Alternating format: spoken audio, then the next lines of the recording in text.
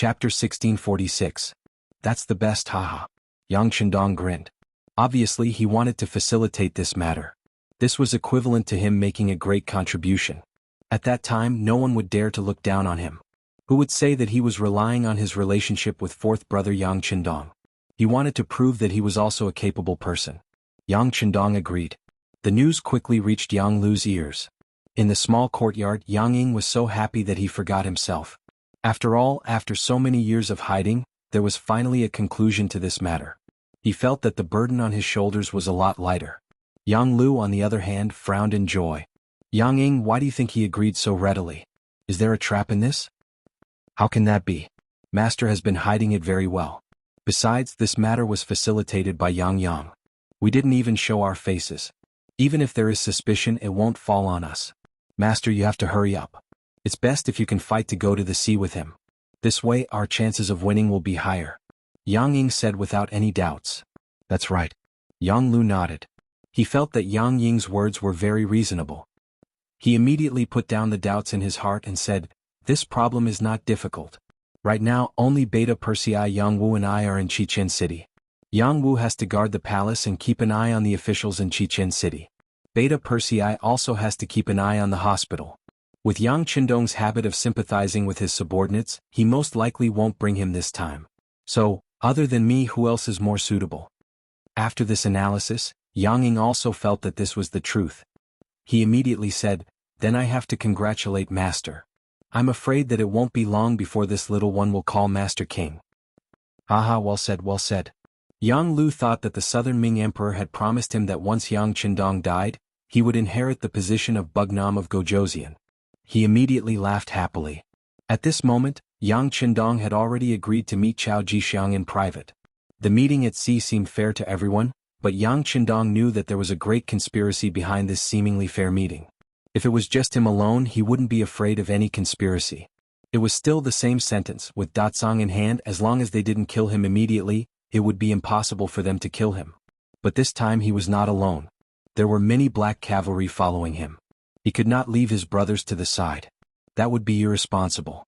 If he did not bring the black cavalry with him, it would definitely arouse suspicion. In this case, it was necessary to make some preparations in advance. So he went to the Navy headquarters. Deputy Commander Gao Xiong had already left with the Navy, and not long ago he sent a report of victory. In front of the leading ships of this world, whether it was speed or firepower, they were several times stronger than the other side. The expansion of the Navy can be said to be very smooth.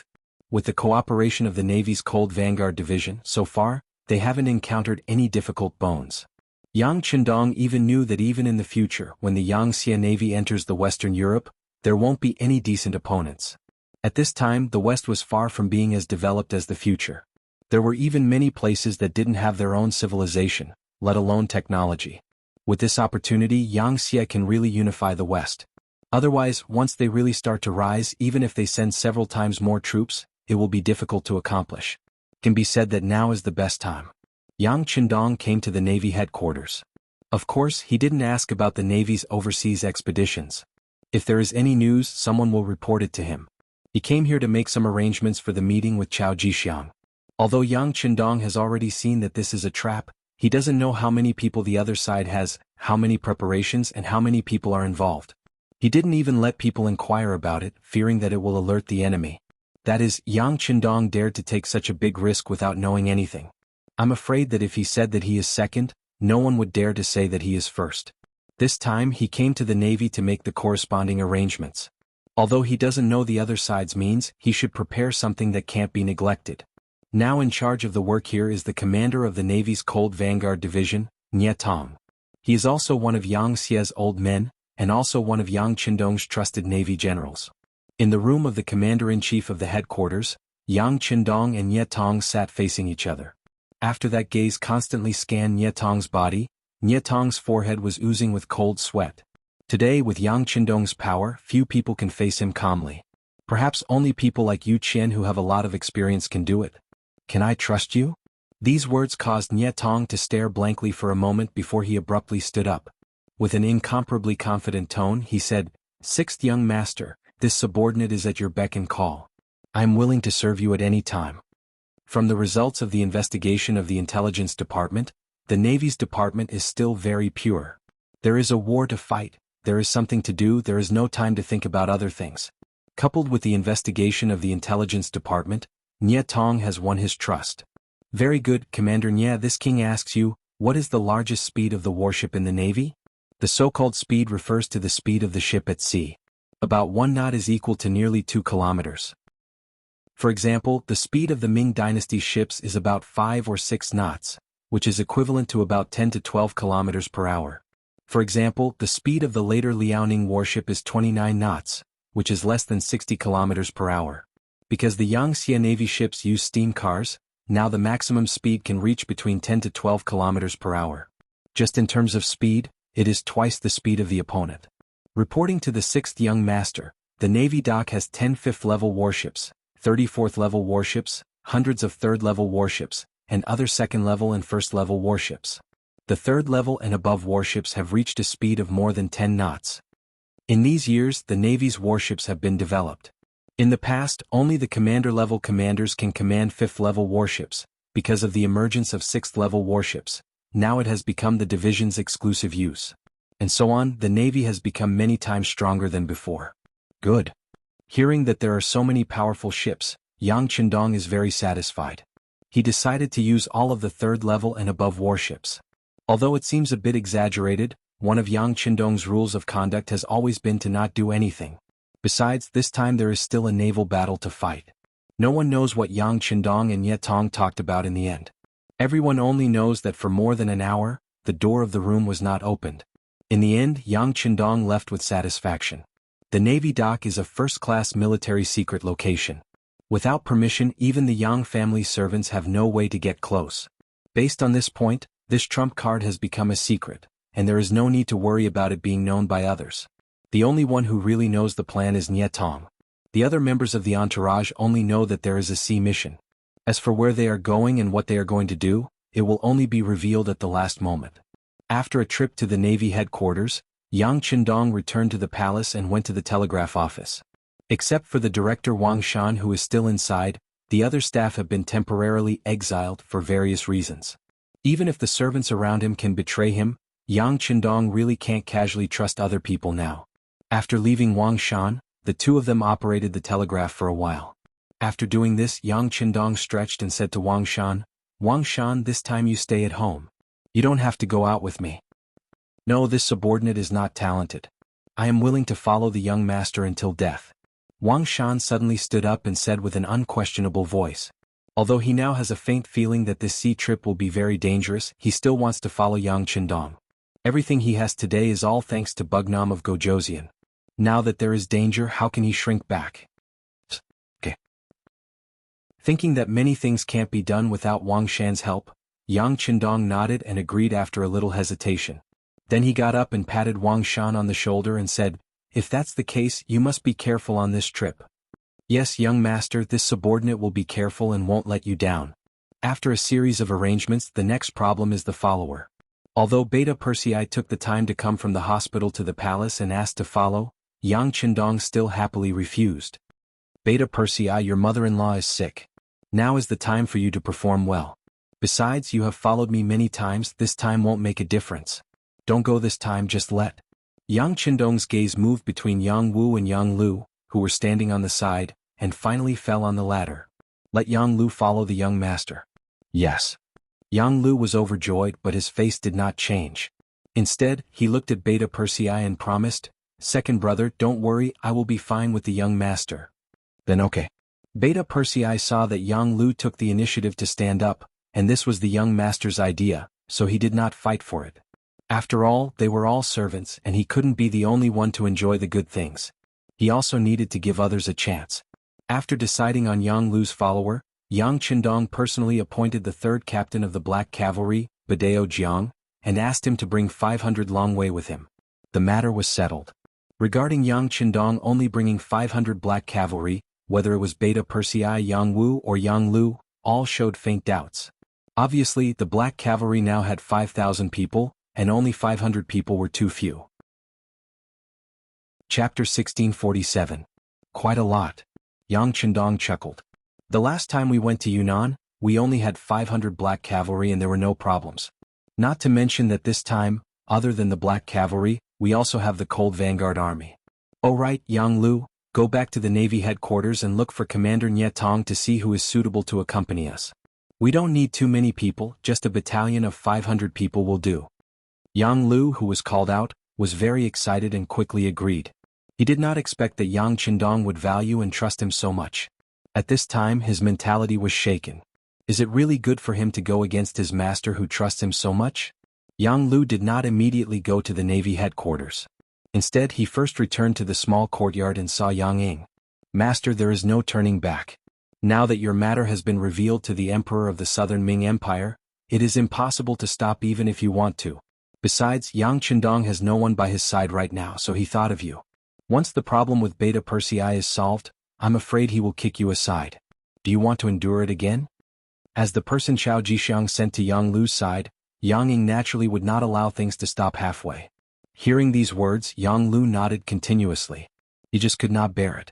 In fact, he did not have the intention to stop the plan. Otherwise, he would not have discussed it with Yang Ying and would have directly confessed to Yang Qindong. Now that he got the answer he wanted, he nodded vigorously and said, "That's right, this is my opportunity. I must grasp it." In the Navy headquarters, Yang Lu's figure appeared. Commander Nye Tong, who had already received the news, was personally accompanying him. Then a battalion commander called Wang Nanhu was called. No one knew that Wang Nanhu had already been bribed by Yang Lu. This was also an accident. When Yang Lu was still managing the intelligence agency in the Southern Ming Empire, he received news about Wang Nanhu. This person was actually an early spy that the Southern Ming Brocade Guard had sent to Crimson City. However, what was unexpected was that ever since Wang Nanhu entered Crimson City in Cold Front, his attitude changed rapidly. He actually took the initiative to cut off all ties with the Southern Ming Empire and changed his name from Wang Hunan to Wang Nanhu. Even though there was only a difference of one word, it was very difficult for the Southern Ming Empire's embroidered uniform guard to find someone. The defensive measures of Crimson City were simply too strict. Who knew how many spies had been sent out over the years, but all of them either went missing or were captured and killed.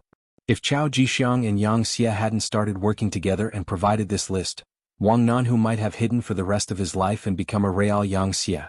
Wang Nanhu was not the only one on the list. There were many others. However, most of them could no longer be found, or it could be said that they had hidden themselves very well. On the other hand, Wang Nanhu, whose name was reversed, was too easy to recognize, which was why Yang Lu had discovered him. It was because of this that Yang Lu named Wang Nanhu. Nye Tong had already received Yang Qindong's secret order to fully cooperate with Yang Lu's actions. Of course he wouldn't stop him and agreed. After that, Wang Nanhu went to Yang Lu's small courtyard to report. Wang Nanhu didn't know that his identity had been exposed. Over the years, he had even forgotten that he was a spy of the Southern Ming Empire's embroidered uniform guard. It was because he had been very happy over the years in Crimson City. This was because he had confirmed the strength of the Yang Xie.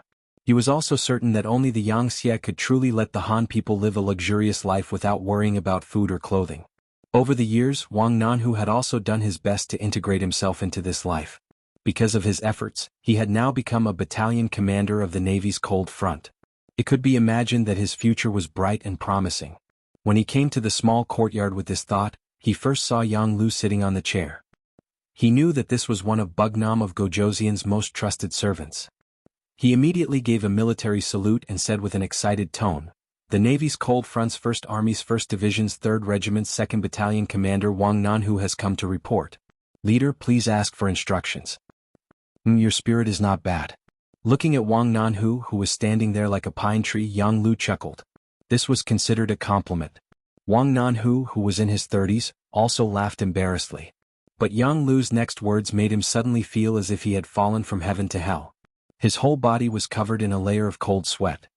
"But I don't know, seeing you like this, what will Chao Jixiang's guild think?"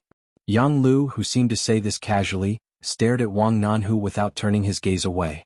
Like a thunderclap in his mind, Wang Nanhu suddenly realized that he once had another identity, a secret agent of the Southern Ming Empire's embroidered uniform guard. At this moment, the past flashed through his mind like a movie, causing his face to turn red and white. Wang Nanhu was still struggling as his expression kept changing. He was betting that Yang Lu was trying to trick him. Perhaps this was a test before he was given a mission. Therefore he tried his best to calm himself down. Then he chuckled and said, "Chief, what are you talking about? This subordinate doesn't understand." Seeing that Wang Nanhu was still struggling, Yang Lu laughed and said, "Is that so? That's right, Wang Nanhu can't understand, but Wang Hunan should be able to, right?" Boom. Another thunderclap flashed through his mind. At this moment, Wang Nanhu no longer had any illusions. Even his real name was found out. This was no longer a coincidence. The other party already knew his true identity. Since the other party already knew, Wang Nanhu didn't deny it. Instead, he looked around and thought that there must be soldiers lying in ambush. He should be taken down soon. Alright, there's no need to look around. There's no ambush. I'm the only one who knows your current identity. Of course, Yang Lu could tell what Wang Nanhu was thinking. He smiled casually and threw another bomb.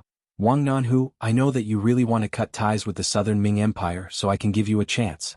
Not only will your identity not be known by others, but you can also be a true Yangxie from now on. No one can talk about your past. What do you need me to do?" Wang Nanhu's eyes were filled with hope again. "You don't need to know now. When I need you, you just need to do as I say. Don't tell me you still don't trust me?" Yang Lu's tone was profound. "Alright, then I'll listen to your orders." Wang Nanhu agreed because he knew Yang Lu's identity. He really hoped that his relationship with the Southern Ming Empire could be severed. Now that the opportunity was in front of him, he naturally had to seize it. Very good. Seeing that Wang Nanhu agreed, Beta Persei finally had a smile on his face. "Next, gather your battalion and prepare to follow Bugnam of Gojoseon to carry out missions. Remember, you have to listen to my orders. You only have one chance to perform. If you don't seize it, don't blame others. Please don't worry, Chief. I will definitely seize the opportunity," Wang Nanhu said without hesitation. In the Imperial Palace of Crimson City, Yang Qindong appointed a commander named Wang Nanhu. When Yang Qindong heard this, he didn't say anything. He didn't even send people to investigate. He wanted to see how Yang Lu, whom he had groomed, was going to deal with him. And just in case, after all, there was no absolute victory or defeat in war, so using the remaining 3 days, Yang Qindong separately found the deputy commander of the army, Lung Song, and the commander of the navy, Nye Tong, and announced the establishment of the military committee to them. The military committee, also known as the military committee, was equivalent to the cabinet of the civil officials. The members were initially decided to be 5 people. They were responsible for military affairs. The person directly in charge was himself, and the second in charge was Crown Prince Yang Bo. In other words, if something happened to him, or if something urgent happened and he couldn't be contacted, Yang Bo would be in charge of military affairs. At that time, even the cabinet had no right to interfere with military affairs. When Yang Qindong took Yang Bo's hand and announced in the army headquarters, the first batch of military committee members were Tigers Main, Lung Song, Gao Xiong, Tianyu and Tianhu. Deputy Commander Lung Song then sent Yang Qindong and his son out of the army headquarters. When the two of them arrived at the main street, Yang Bo said thoughtfully, "Father, are you leaving Crimson City again?" "Yes." Yang Qindong didn't intend to hide it from Yang Bo. As his eldest son grew up, there were some things he needed to know. "Father, is it very dangerous this time?" Yang Bo raised his head. His voice was still a little immature as he looked at Yang Qindong and asked again. Yang Qindong didn't expect his son to have such observation and perception at the age of 11. He was very pleased. "Yes, it is a little dangerous, but fortunately, everything is under father's control." "Then I'm relieved." A sincere smile appeared on Yang Bo's face. Looking at Yang Bo's adult-like appearance, Yang Qindong smiled and patted Yang Bo's head. He said, "Bo, remember. As a king you have to trust your subjects, but you also have to be careful. You also need to have your own judgment and not be swayed by others. Because of the difference in status, they might not really think about you. As long as you think it's right, just do it." "Yes, I'll remember." With Yang Bo's comprehension ability, he naturally couldn't understand everything, but this didn't stop him from remembering it and slowly understanding it when he returned. After the cabinet, the military committee was also established. Just like that, Yangxie's 2 major institutions began to operate. Yang Qindong could also put down his burden and do what he should do. Chapter 1648. On the morning of the 3rd day, Yang Qindong told Hu Yen and the others that he needed to go out and would be back in a few days. Then he walked out of the palace with firm steps facing the rising sun.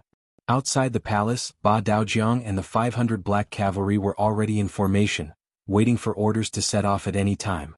According to 4th brother Yang Yang, this meeting with Chao Jixiang was a very secret matter, so they couldn't let more people know about it in case the news was leaked.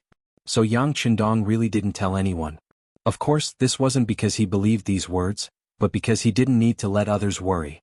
On the new pier of Crimson City, Yang Yang and Yang Lu were already waiting. Battalion Commander Wang Nanhu was also waiting with 500 cold vanguard soldiers armed with live ammunition. Fourth brother. Young master. Greetings Wu King Nan. All sorts of greetings followed. Yang Chendong's expression was calm as he looked at Yang Lu and asked, "Is everything ready?" "Young master, everything is ready. We can set off at any time." Yang Lu suppressed the excitement in his heart. "Good, then let's set off." Yang Chendong nodded and walked towards the nearest Class 5 warship. This time, in order to not attract attention, Yang Lu didn't bring a Class 6 warship. Instead, he chose the Class 5 warship in front of him. Soon, the black cavalry boarded one by one. Then, the ropes were retracted and the 3 warships left the pier. At this time, at the pier, Nye Tong was leading the 1st, 2nd, and 3rd regiments of the 1st Division. Because outsiders were forbidden from approaching the pier, no one knew that they had left. In addition, the 4th Regiment was left behind to guard the pier. From the outside, it didn't look any different from before. On the sea, a total of 3 Class 5 warships were heading towards Fuzhou from Crimson City. At the harbor built by the Yang faction in Fuzhou, Chao Jixiang, dressed in casual clothes, walked into a medium-sized ship. The embroidered uniform guards who had long since taken control of everything on the ship also set sail, heading towards Crimson City. Behind their ship, 2 ships that looked like fishing boats were tailing them.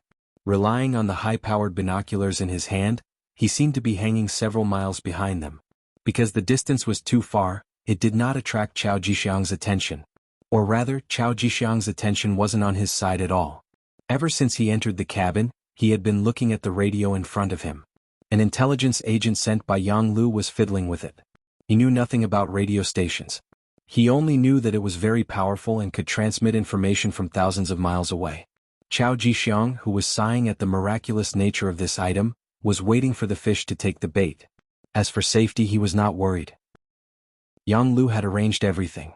As for whether or not he would be cheated, he was carrying the imperial edict personally written by Zhu Qizhen of the Ying sect. It was about Yang Lu succeeding Yang Chendong and becoming the Bugnam of Gojoseon. Presumably, there were people who were more anxious than him. If Yang Chendong didn't die, Yang Lu wouldn't be able to ascend the throne. Right? Yang Lu now had another name, Yang Shunming. This meant that he was willing to submit to the great Ming dynasty. It could be seen that in order to ascend the throne, Yang Lu was really going all out. As for whether or not Yang Lu would lie to him, it was basically impossible. He wouldn't tell such a big lie just to deal with her, would he? Furthermore, he even asked Yang Chendong to cooperate with him. Did he really think that he had an important identity? Eunuchs, in the end, weren't even considered complete people. They were even looked down upon by many people. Even if some people tried to curry favor with them, it was only because of the emperor's face. If they really left the emperor's favor, eunuchs wouldn't even be worth a fart. Chao Jixiang was waiting for news. Yang Chendong's level 5 warship was also heading towards the predetermined location. The level 5 warship's speed wasn't slow. It braved the wind and waves all the way, quickly approaching the destination. It was only 180 kilometers in a straight line.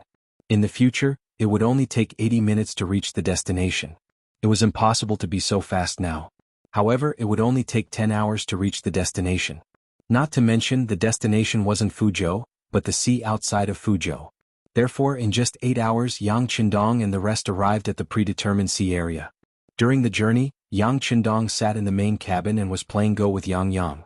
Ba Daojiang and the rest were watching and learning from the side. It was precisely because Yang Chendong loved Go that the few servants around him were not bad at Go. Even Beta Persei, that big brute, was quite accomplished in Go. There was no need to talk about Yang Lu. He had more time than Beta Persei and studied Go more deeply. At this moment he was watching the game from the side. Yang Chendong's Go skills were also not bad. After coming to the southern Ming dynasty, he had looked for others to specially learn from him. However, when facing Yang Chendong he still felt a lot of pressure. After all, after having Datsang, Yang Chendong had already changed. He learned everything quickly and was more proficient in it. Compared to the game of Go in the main cabin, outside the cabin Yang Ying was talking to Battalion Commander Wang Nanhu. Battalion Commander Wang, we are about to reach our destination. In a while, everything will be done according to my instructions, understand? Yes. Yang Lu had already introduced Yang Ying to Wang Nanhu and told him to listen to this person's orders. Therefore, at this moment, Battalion Commander Wang did not know what was going to happen next. He also did not know that he was now helping someone to deal with Bugnam of Gojoseon. Alright, bring your men to the bow of the ship to check. Leave the safety of this place to our men, Yang Ying said casually. Yes. Wang Nanhu replied again and turned around to take away the 33 soldiers guarding here. It was a full platoon of cold front soldiers. When he came, he knew that Yang Lu had arranged for other people to board the ship to take care of Bugnam of Gojoseon's safety. He also saw that they were wearing the Navy's cold front uniform. Because everything was arranged by Yang Lu, he did not ask any questions. There is a military rule in Yang Xie's army, don't ask what you shouldn't ask. But Wang Nanhu did not know that these 33 cold front soldiers were not sent to protect Bugnam of Gojoseon, but to harm Bugnam of Gojoseon. They have been missing for a long time, and even Yang Xie's intelligence department could not find them. Among the 33 people, the leader was Kitamura and Yui Suzuki, followed by a group of Jonin and Chunin. In order to prevent being discovered by others, they deliberately put something in their shoes to make them look as tall as Han people. What happened outside, the Black Cavalry did not know. Because not long after they boarded the ship, Yang Qindong strictly ordered the Black Cavalry to stay in the main cabin with him. This order was given in front of Yang Lu, and he also explained that the cold front soldiers should also be trained. So far, the 30 Black Cavalry soldiers on the main ship did not go out, which made it convenient for Yang Ying to do all the things outside. Yang Lu intentionally stayed in the main cabin to calm Yang Qindong's heart. He didn't make any small movements and was also monitoring the words and actions of the other Black Knight Dragon Guards. A total of 3 battleships came, but most of the Black Cavalry soldiers and cold front soldiers were arranged in the other 2 battleships. Now there are only 30 Black Cavalry soldiers and a platoon of 33 cold front soldiers led by Commander Wang Nanhu on the main ship. In contrast, Yang Lu arranged a total of 100 ninjas on the main ship. Just in terms of numbers, Yang Lu already has the advantage. The cautious Yang Lu did not act immediately, he knew the strength of the Black Cavalry, and the cold front soldiers were just temporarily kept in the dark. Once they know what happened, they will immediately become his opponents. Without full confidence, he will not act immediately. Yang Qindong seemed to be completely unaware of what was happening outside. He was still playing Go with his 4th brother Yang Yang. In the end he won 3 games. This is already giving a lot of face to his 4th brother. Yang Yang also knew what was going on, he couldn't help but laugh. 6th brother, your 4th brother is not your opponent, you are still the best. Haha, 4th brother, you're too modest. If you weren't so impatient, we might have won this game. Yang Qindong seemed to be talking about the chessboard, but it also seemed like he was pointing out something in a roundabout way. When these words fell into Yang Qindong's ears, he didn't know why, but his face tightened. He always felt that Yang Qindong's words were pointing at something. Fortunately, at this time Yang Ying walked into the main cabin and said, Your Majesty, Chao Jixiang's ship has arrived. He's here? Ah, that's great. Yang Yang got up very happily. For him, being able to instigate the defection of such an important person like Chao Jixiang was naturally a great achievement. He could finally use practical actions to get rid of his status as Yang Qindong's 4th brother. For him to be where he was today, he also had real ability. Yang Lu, Badao Jiang, you go out and take a look. Yang Qindong didn't get up. With his current status, perhaps if Zhu Qijing came, he would only go out and welcome him. After all, it was just a eunuch, it was really nothing.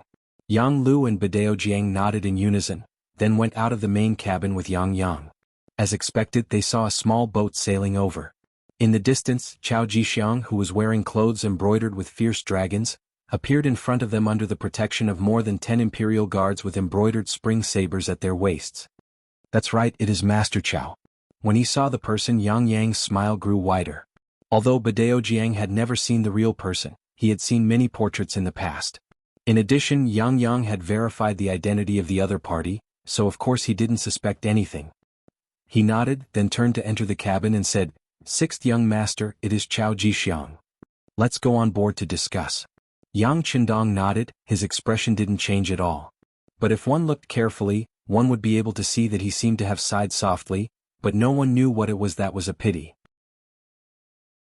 Chapter 1649.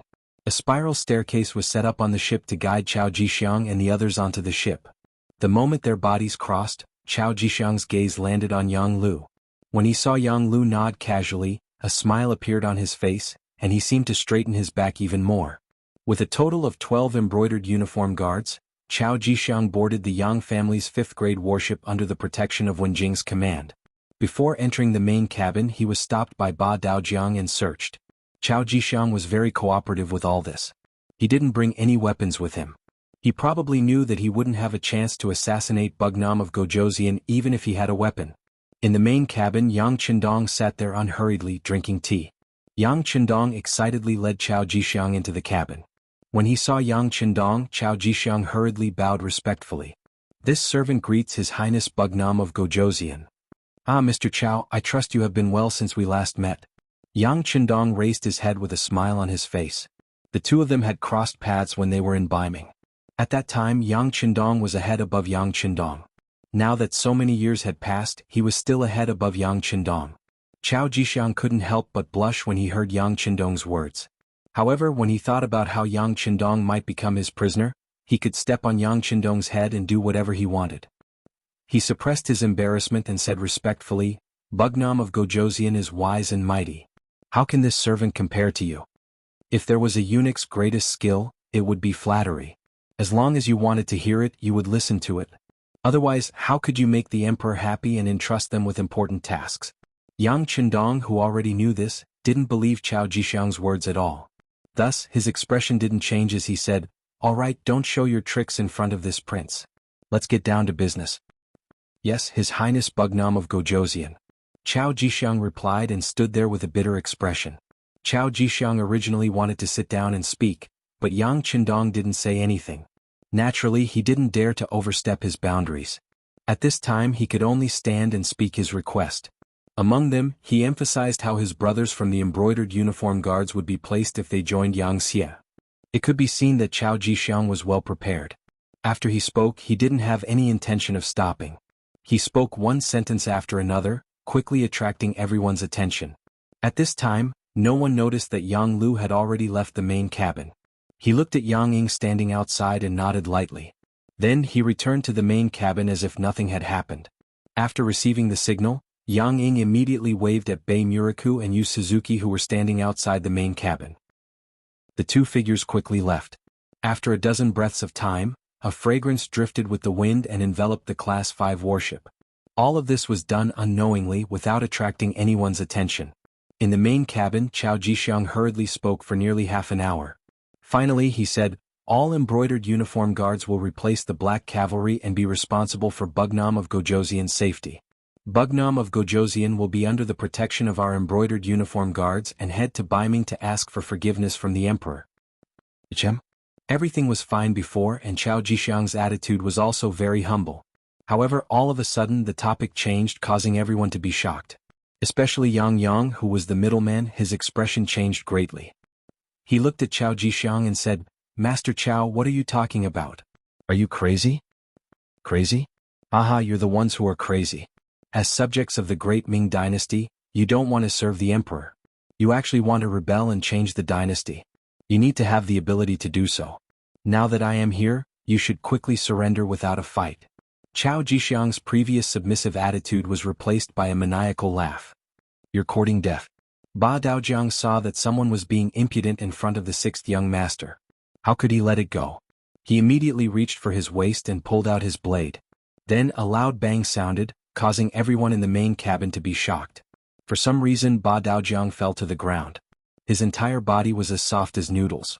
No matter how hard he tried, he couldn't muster up any strength. The sudden change caused the other Black Cavalry soldiers to turn pale with fright. They immediately pulled out their blades. As they exerted their strength, the figures fell to the ground one by one. Needless to say, the situation at this moment was no different from Ba Daojiang's. What's going on? Guards, come and protect the emperor. Everything in front of him shocked Yang Yang. When he came back to his senses, he immediately shouted. Then the sound of footsteps came from outside the main cabin. Battalion Commander Wang Nanhu led a platoon of Black Cavalry soldiers and rushed over after hearing the shout. When they rushed to the door of the main cabin because they used too much strength, they couldn't stop in time and crashed into each other. More than 30 people fell to the ground. Even the 95 style in their hands were thrown to the ground. No one had the strength to hold a firearm in their hands. The Black Cavalry soldiers were hit, and so were the Cold Vanguard soldiers. Everything happened so suddenly that Yang Yang reached for his waist in shock. but when he exerted his strength he felt dizzy. He felt as if all the strength in his body had been sucked out, and he fell to the ground with a thump. Everyone who made a move fell to the ground at this moment, unable to get up. On the contrary, Yang Lu and Chao Jixiang, who had been standing there without moving, were fine. They just looked at everything coldly. The sound of footsteps came again, and another group of people rushed in from outside the main cabin. Unlike Ba Daojiang and Wang Nanhu, these people didn't lose their strength. Yang Ying, who was at the front of the pack, was holding a porcelain bottle in his hand. He was the first to arrive before Yang Lu. "Master, this is the antidote for the bone-softening powder. Take it quickly," he said to Yang Lu with a fawning expression, and poured out a small black pill from the porcelain bottle. "Okay, give Chao Jixiang one too." Yang Lu took the pill and swallowed it and spoke to Chao Jixiang in a fawning manner, just like how Yang Ying spoke to him. Yang Yang, Ba Daojiang, Wang Nanhu, and the others clearly saw what was happening in front of them. In exchange they were shocked. After some time, Yang Yang, who was lying on the ground, finally opened his mouth and said, "Yang Lu, you slave, what are you doing? Do you know what you are doing?" "Of course I know. I am doing my duty as a subject. I am pledging my loyalty to the great Ming dynasty's emperor."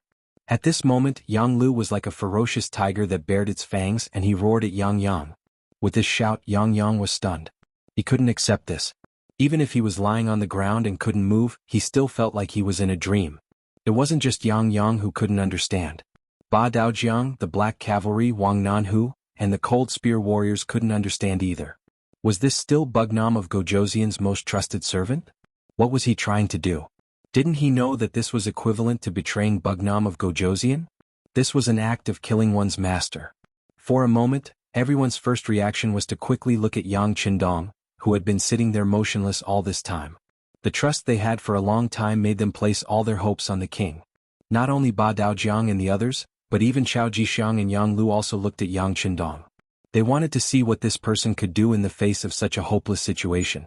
Other than becoming a prisoner, what else could he do? So, with a long sigh, Yang Qindong didn't let everyone down. He finally opened his mouth. With a sigh, Yang Qindong slowly raised his head. His face was very calm, and he still had the appearance of having the pearl of wisdom in his hand. He was not as surprised as Yang Yang and the others.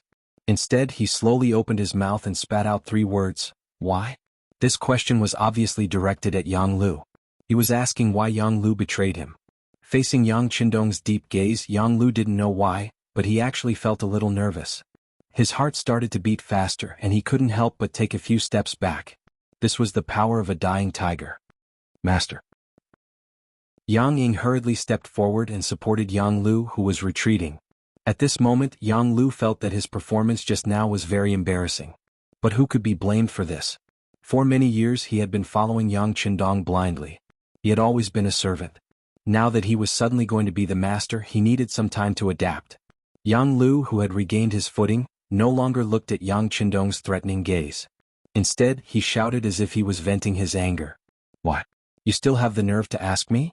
We are all servants, but Beta Persei is valued and is by your side every day. Yang Sangue is the director of the Security Bureau and has great power. Yang Si is the logistics minister and has great power. Even Yang Wu is your spokesperson in Chichen City. No one dares to look down on you and has to curry favor with you. But what about me?" With another loud shout, Yang Lu continued to vent his anger. "I only married a few concubines and received some monetary gifts, but I was scolded by you in front of everyone. Then you threw me to the southern Ming kingdom and didn't care about me. Yang Yang is suppressing my power and Yang San is watching my every move. Most of the time no one listens to what I say. We are all servants and we all work for the Yang family. Why is there such a difference in treatment? May I ask, if I don't rebel against you, do I have any other choice?" Chapter 1650. Under the loud roar, Yang Lu seemed to feel better. He then said, "I know that you must think that I am useless, but that is only because you have not seen my ability. Now, the Southern Ming Emperor thinks highly of me and is willing to make me the new Bugnam of Gojoseon. As the saying goes, a gentleman will die for his friends. If you were me, what would you do?" This sentence was not only directed at Yang Qindong, but also at Yang Yang and the others. It was as if he was trying to absolve himself.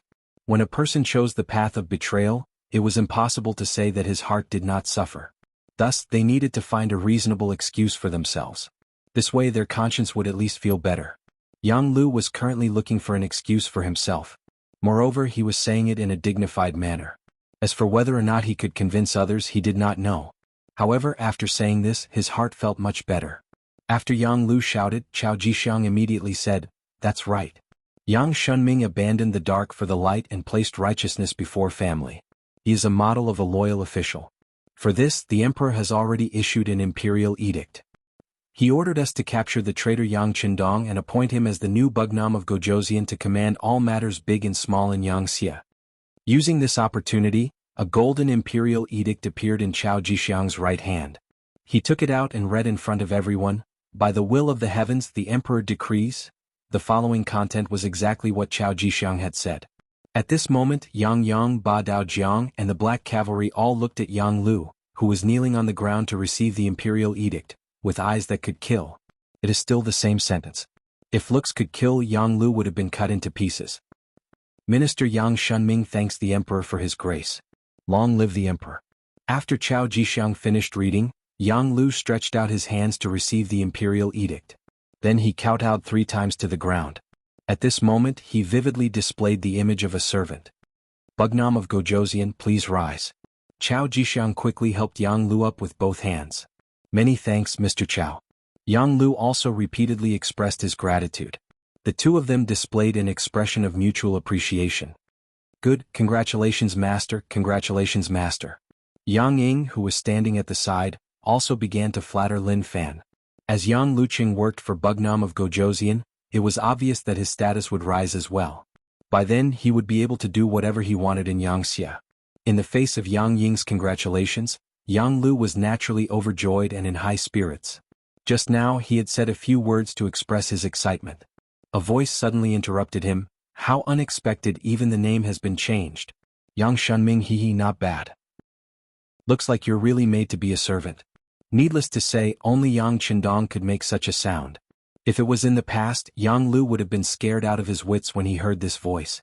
However, at this moment, with the imperial edict in his hand, it was as if he had really become Bugnam of Gojoseon. At this moment there was not the slightest bit of fear. On the contrary, when he looked at Yang Qindong who was seated there, he coldly snorted and said, "You're just a defeated general, do you have any objections?" "Let's not talk about whether I have any objections. However, have you ever thought that with just one imperial edict from Zhu Qizhen, do you think the officials of Yangxia will recognize it and agree to it?" Yang Qindong retorted sarcastically. "That's right. What you've done is shameful to all the people of the Yang clan. Just you wait. It won't be long before someone comes to take your head. You'll die without a burial ground." Jiang Baoqiang roared with all his might. Seeing that someone still dared to threaten him at this time, Yang Lu couldn't help but laugh loudly. He didn't seem to be angry at all. It was clear that he had already considered this matter. With a wave of his hand, Yang Ying received a radio from the ninja beside him and respectfully handed it to Yang Lu. After receiving the radio, Yang Lu skillfully turned it on and then began to broadcast the contents of the telegram in front of everyone. As he spoke, he also narrated the contents of the telegram. "Yang Qindong has already been captured by the Southern Ming's embroidered uniform guards outside of Fuzhou Harbor. Anyone who receives this telegram is to submit a form of surrender to the Southern Ming Empire within 3 to 30 days. This way you and your family will be safe. The emperor feels that everyone is working hard for the glory of the great Ming Empire and has only been deceived by vile people. Those who surrender are allowed to bring all their family assets and move to the capital of the Southern Ming Empire. Those who do not surrender within the time limit will be regarded as traitors of the Southern Ming Empire and can be killed by anyone. At the same time, Yang Qindong Ding Lu of the family of the guilty official Yang Qindong will be appointed as the new Bugnam of Gojoseon, commanding all of the troops under Yang Xia. In the 34th year of the Orthodox dynasty, Zhu Qizhen of the Ying sect." After speaking, Yang Lu, who had also finished sending the telegram, turned off the radio and laughed heartily. "How is it? This telegram has already been sent and can be received by anyone who has a telegram? Do you think that after such a thing has happened, there will still be people coming to find trouble with this prince?" Every unit's radio had their own communication codes, but once a telegram was sent, even the Yang Xia's department or the army could receive it. It was easy to imagine what kind of chaos this telegram would cause after it was sent out. This was equivalent to the great Ming Empire soldiers running to various cities and shouting that the emperor had been captured by the enemy. After the telegram was sent out, Yang Badao Jiang, and the others were naturally infuriated. They hated the fact that they were powerless right now and couldn't do anything even if they wanted to. At this time, on another level 5 battleship not far away, telecommunications director Wang Shan also received the telegram. Although Wang Shan was allowed to follow Yang Qindong for safety reasons, he didn't board the main ship. Wang Shan also knew that this was the biggest concession the sixth young master could make. Considering that staying on another ship would ensure his safety and control of the situation, he agreed. Now that he saw the telegram, his expression changed greatly and he instinctively wanted to reply with a coded telegram to explain everything. However, considering Yang Qindong's previous orders, he could only suppress this thought and send out a few secret telegrams. On the main ship Yanglu No. Yang Shunming was looking at Yang Qindong with a smug expression. He was looking forward to seeing his former master's panicked expression. It would definitely give him a great sense of satisfaction. Unfortunately, he was destined to be disappointed. This was because Yang Qindong's expression didn't change at all. Instead, he looked at Yang Lu as if he was looking at a clown. What? Is this all you've got? Isn't this enough? Yang Shunming instinctively asked. Do you think you can overturn the heavens when you're here? Come on, you can come in. Following Yang Lu's shout, Kitamura and Yui Suzuki in their Marine Cold Front uniform led a few jonins into the main ship. Bugnam of Gojosian, how have you been? Do you still recognize us? Clown, you're just a loser. Yang Qindong's expression didn't change at all. Instead, it was filled with disdain, as if he was already prepared for the appearance of these two special jonins. Yang Qindong's expression didn't change, which greatly disappointed Yang Shunming. This was completely different from what he expected. He couldn't help but shout. What? At this time you still want to be stubborn? You still want to act all high and mighty? Or are you trying to fool? That's right, you're already a prisoner. If you immediately kneel and beg my master, you might be able to suffer less. When Yang Ying saw that Yang Shunming was angry, he took half a step forward and said in a threatening manner. What do you think I am? Alright, you're the uncleing that Emogwe mentioned, right? Aha, I really underestimated you. To think that Yang Lu could get to where he is today, you must have contributed a lot, right? Let me guess, you shouldn't be as simple as Yang Lu's butler. If I'm not wrong, you should be a lackey of the Imperial Secret Service. Your real master should be this Chao Changgong, right? Seeing Yang Ying jump out, Yang Qindong's voice was still filled with disdain. Yang Ying's expression changed constantly as Yang Qindong's words. He didn't expect that this Bugnam of Gojosian was so powerful that he actually knew his background. However, he didn't know if there was real evidence or if it was just a casual remark. But no matter what the reason was, he couldn't let him go on. Yang Ying immediately shouted, interrupting Yang Qindong's words. What's wrong? At this time you still want to drive a wedge between us? That's right, he's just spouting nonsense.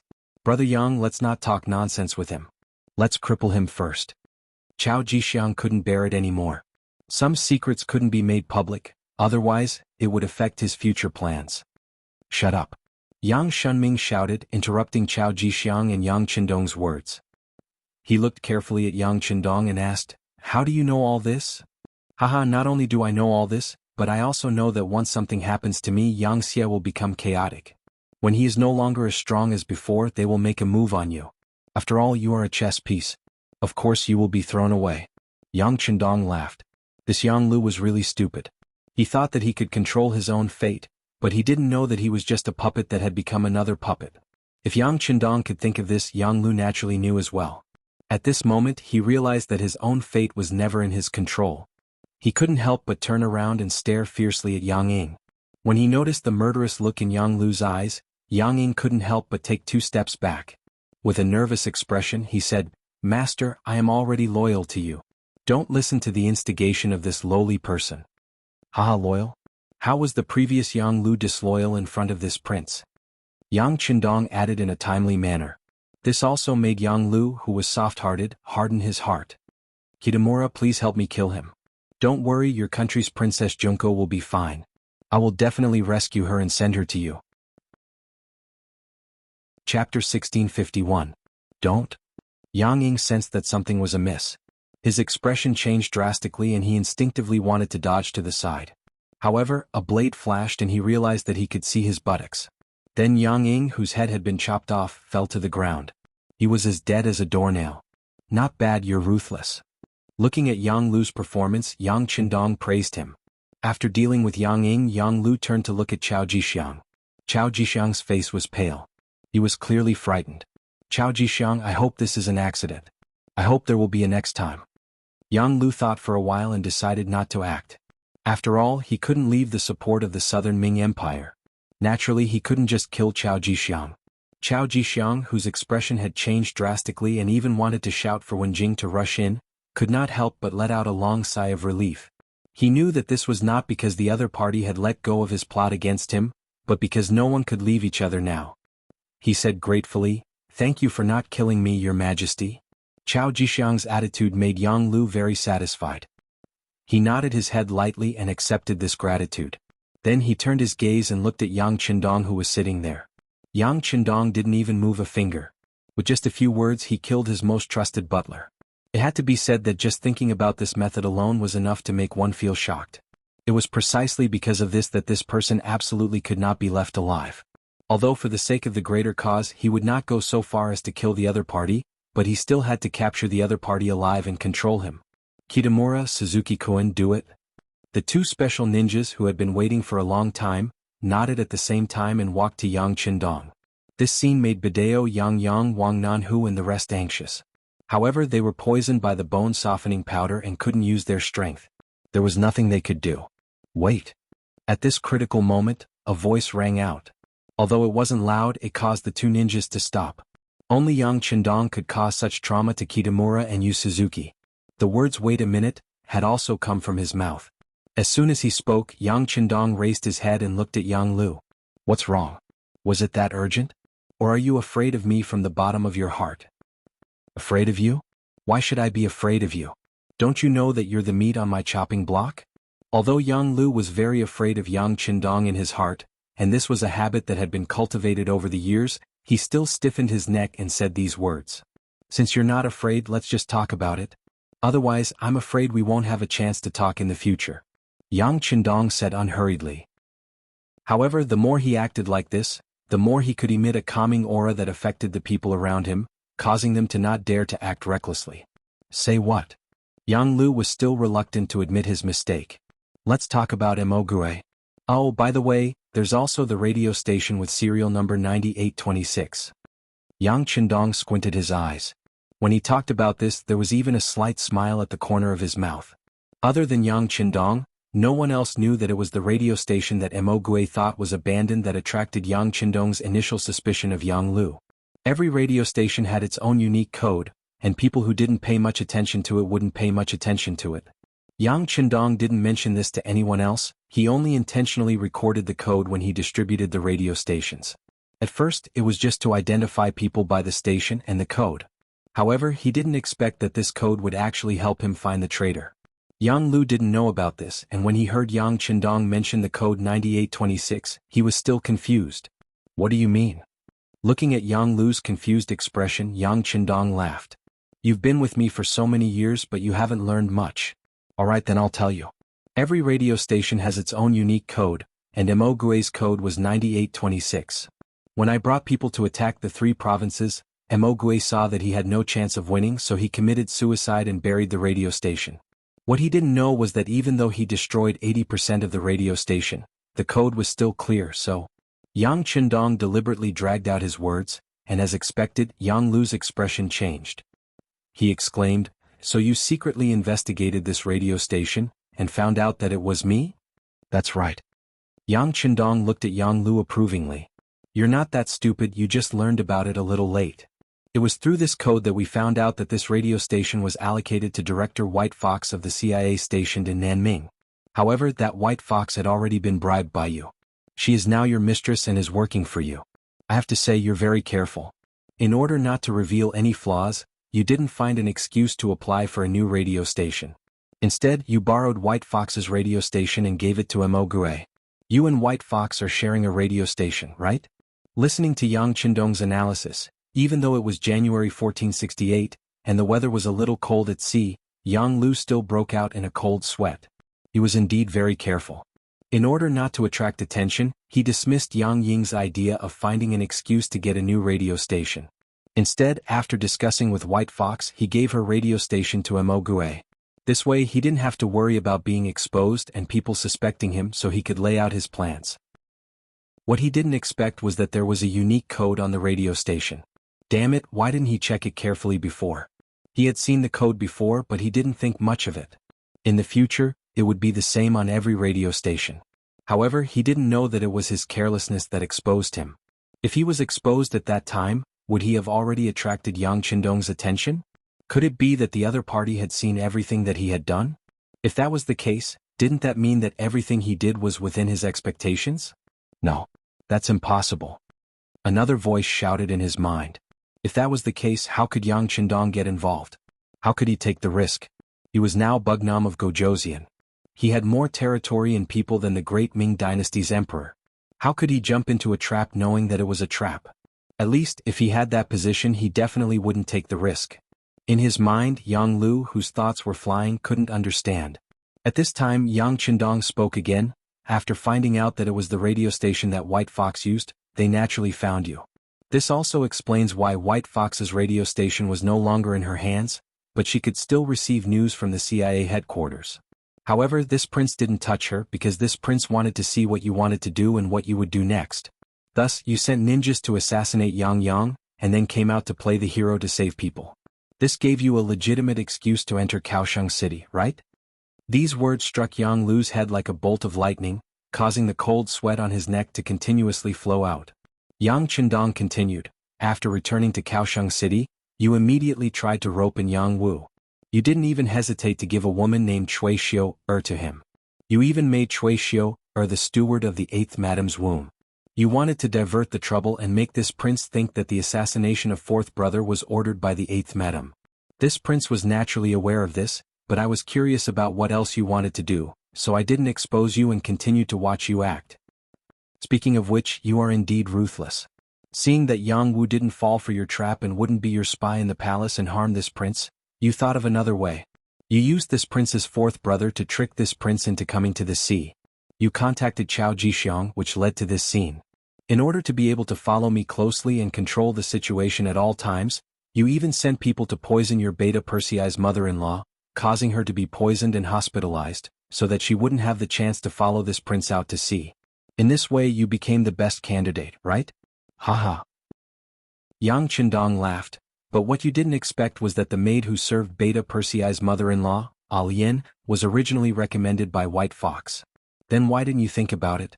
Since White Fox was the focus of suspicion, how could the person she recommended not be guarded against? So the so-called poisoning incident was fake. The food provided by Alian had long been swapped. It was just to see what else you wanted to do, so this prince didn't expose all of this. After saying this, the smile on Yang Qindong's face disappeared and was replaced by disappointment and anger. What this prince didn't expect was that you actually wanted to replace me and collude with the Southern Ming Emperor to destroy the Yangtze's overall situation. To be honest, I can understand how you treat this prince. Whether it's because you're jealous or disappointed that you attacked this prince, it's also a reaction of human nature. But who would have thought that you would be so despicable and want to harm the entire Yangtze? Do you know how many people died and how much effort we put in to achieve today's situation? Suddenly, Yang Qindong's voice rose several octaves as he shouted, "What's the difference between you and an animal? Do you think you can still be forgiven by doing this?" Yang Lu, who had long been deranged by this analysis, fell to the ground with a plop. Then he said with a terrified expression, "No. This is impossible, you can't know everything, this is impossible." Chapter 1652. If you don't want people to know, then don't do it in the first place. Yang Qindong shook his head and said as he stood up. When Yang Qindong stood up, both Kitamura and Yui Suzuki couldn't help but take a step back. As the saying goes, a person's reputation is like a tree's shadow. Yang Qindong had always brought them great pressure, like a heart demon. It wasn't something that would disappear just because you didn't think about it, and it wasn't something that could be forgotten just because you wanted to. Yang Qindong was already dumbfounded. He didn't know what to do with Yang Qindong's analysis. Chao Jixiang also widened his eyes in shock at these words, but he was still rational. Although he knew that things wouldn't go as smoothly as he thought, at least the Yang Qindong in front of him was real. That was the most important thing. As long as he could control Yang Qindong, then the situation would still be under control. Even if the other party had a backup plan, he wouldn't have the chance to show it. So when he looked at Yang Qindong, his eyes were filled with killing intent. He had to control this person immediately, then he would be in an invincible position. Where's Wenjing? Why aren't you going to capture the traitor Yang Qindong? After the shout, Wen Jing rushed in with a few embroidered uniform guards from outside the main cabin. Then the embroidered spring saber drew a beautiful circle in the air and went straight for Yang Qindong. There were many rumors that Yang Qindong was not only unparalleled in intelligence, but his personal strength was also unparalleled in the world. Normally they wouldn't dare to make a move. But now, the fragrance of the bone-softening powder had already taken effect. Yang Qindong was probably a soft-footed prawn, unable to resist. With such confidence, one of the embroidered uniform guards swung his saber. But it was obvious that he didn't use his full strength, and the way he attacked wasn't the kind that would take a life. His target was the neck and he wanted to knock him out. Scram! With a harsh shout, Yang Qindong stretched out his leg and struck the imperial bodyguard's chest. Under the powerful kick, it directly hit the person's chest. Immediately, the sound of bones cracking rang out, and the embroidered uniform guard's chest naturally caved in. How is this possible? The embroidered uniform guard, who had charged forward quickly but retreated even faster, landed beside Chao Jixiang. Seeing the blood bubbling out of the corners of his mouth, it was obvious that he was breathing in more than he was breathing out. Everyone in the room was so shocked that their eyes widened. Shouldn't he have been poisoned by the bone-softening powder? But why was nothing wrong with him? No one knew that Yang Qindong's biggest secret was in the big warehouse. It was just a bone-softening powder. When he felt it, it was led into the big warehouse and completely digested. How could it be a threat to him? It was because of the big warehouse that Yang Qindong dared to enter the tiger's den with a fearless face. The reason why he didn't make a move immediately was because he was waiting for the Wolf Fang Special Forces to make a move. After all, he wasn't the only one on the ship. There were also fourth brother Yang Yang, Badeo Jiang, and the other black cavalry, as well as the brothers from the Navy's cold front.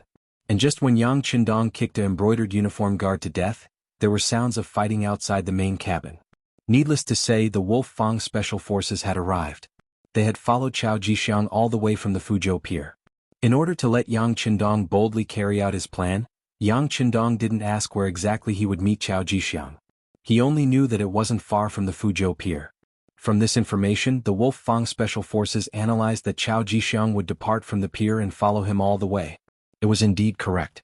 There were already sounds of fighting outside. Knowing that things weren't going well, Chao Jixiang's face changed as he urged Wen Jin and the others to make a move.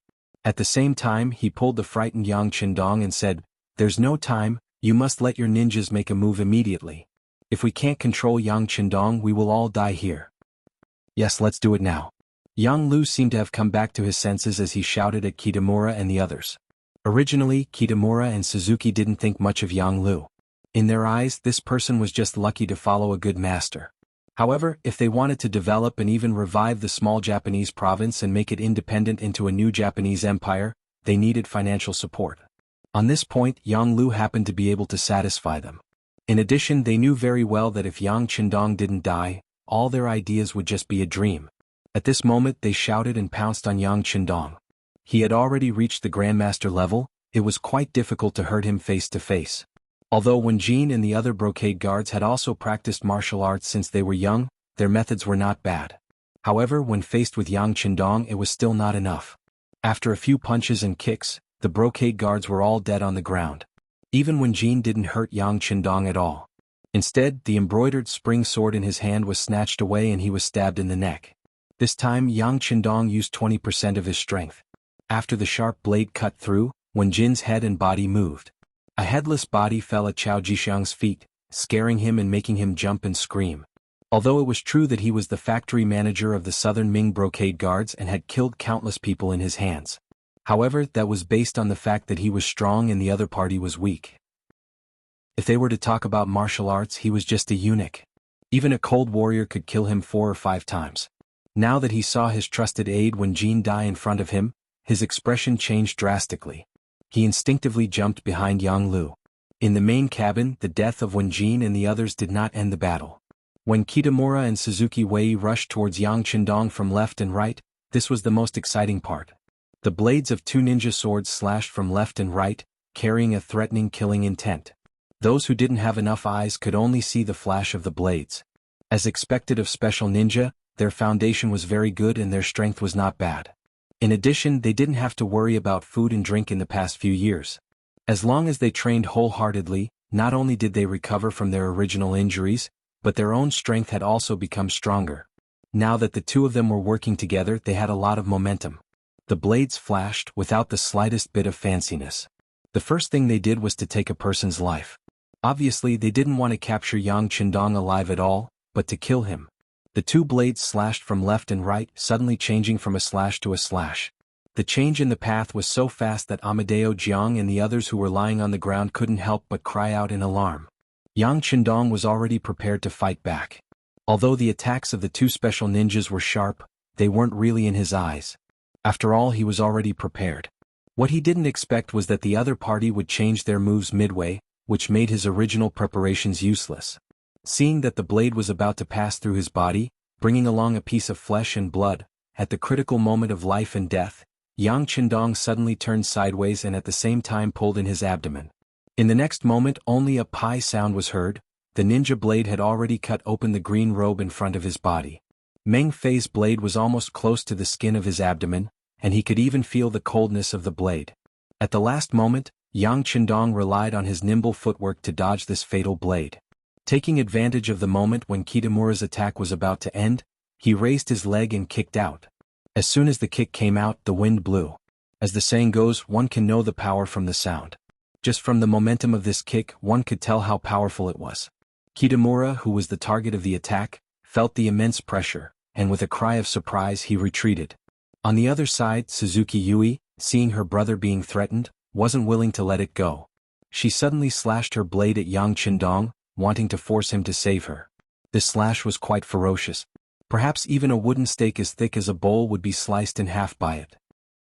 Facing this blade, Yang Qindong's mouth flashed with disdain. Then his right hand moved forward, and the embroidered spring blade met Yui Suzuki's blade. At the same time, he didn't retract his right leg, and it was still aimed at Kitamura's chest. For a moment, Yang Qindong's body formed a character. His left leg didn't move and his right leg kicked forward. His entire body leaned back and the scene looked very beautiful. Clang. The blade collided with the blade and a crisp sound was heard. When the powerful arm strength was transmitted from the embroidered spring blade to the ninja blade, Yui Suzuki felt her right arm go numb, and she almost gave up her blade and retreated. While forcing Yui Suzuki back, his right leg also landed on Kitamura's chest. However, the opponent had the strength of a special ninja, and his body was abnormally agile. In the end, he still managed to dodge. But even so, the wind from his leg still brushed past Kitamura's chest, tearing his clothes and leaving a bleeding wound on his chest. Just the wind from his leg could cause such damage, making Kitamura and Yui Suzuki speechless. In the past, they only knew that Yang Qindong was very powerful, but no one knew how powerful he was, because no one could really force him to use his full strength. But now they finally had a clear understanding in their hearts. Such an opponent wasn't someone they could deal with. Because they were on a ship, there was nowhere to retreat. Ninjas were indeed powerful, and they could rely on many things in the surrounding environment to hide themselves and achieve a one-hit kill. But this didn't mean that they weren't afraid of water. In this vast sea, once they entered the water without any protection, who knows how long they could last. There was no way out. Although Yang Qindong was very powerful, Kitamura and Yui Suzuki still had to make a move, and continue to attack Yang Qindong from left and right. But this time they were clearly at a disadvantage. Just now, Yang Qindong just wanted to see how strong these two were, so he didn't give them any pressure. Since he saw through these two's methods, how could he give them a chance to perform? Yang Qindong moved. No one saw exactly how he did it. They only saw a figure flash to the side of the north village. Then a sound of "Lala" entered their ears and the figure disappeared. Chapter 1653. After that, it could be seen that Bei Quanku, who had been kicked by the kick, had a big hole in his chest. His large intestines and small intestines were flowing out from that hole. Even if Bei Quanku tried to block it, he still couldn't stop it. After a successful move, Yang Qindong's gaze turned to Yui Suzuki. At this moment, Yui Suzuki's expression changed greatly. There was only one question in his mind. Why couldn't he see Yang Qindong's figure? It was said that ninjas were the fastest, but now it seemed that the advantage they were most proud of was not as good as the opponent. How could they fight? Just when Yui Suzuki's mind was in a mess, he suddenly felt a pain in his neck, followed by blood splattering everywhere. The ninja sword in his hand fell to the ground, and he instinctively raised his hands to block the wound on his neck. However, he couldn't do it and could only let the blood flow out. In the end he fell to the ground with a plop and soon died. At this time the people of Japan were not like the people of the future, who worshipped Amaterasu and were afraid of being beheaded. However, the scene of blood splattering everywhere still brought a strong sense of shock to the onlookers. It made their minds scattered and there was only fear in their eyes. The two special ninjas fell at the feet of Yang Chendong in just 2 rounds. Whether it was Yang Lu or Chao Jixiang, they realized that they were wrong at this moment. They were very wrong because they didn't know how strong their opponent was. If they wanted to trample him under their feet, they would only be humiliating themselves. After Yang Chendong killed Bei Xiyuan, Wen Jing and the others, he saw that there was no one in the main cabin who could threaten him. He walked to the dead Yang Ying and searched his body. He found the antidote in the porcelain bottle and threw it to Ba Daojiang, who was lying on the ground. When he stood up, the sound of gunfire could be heard from outside the cabin. Needless to say, it was the Wolf Fang Special Forces who were slaughtering. The ninjas outside were not easy to deal with, especially in the dark. Even the Special Forces would have to pay a price if they wanted to take care of him. However, it was daytime and with firearms in hand, those people were no longer a threat.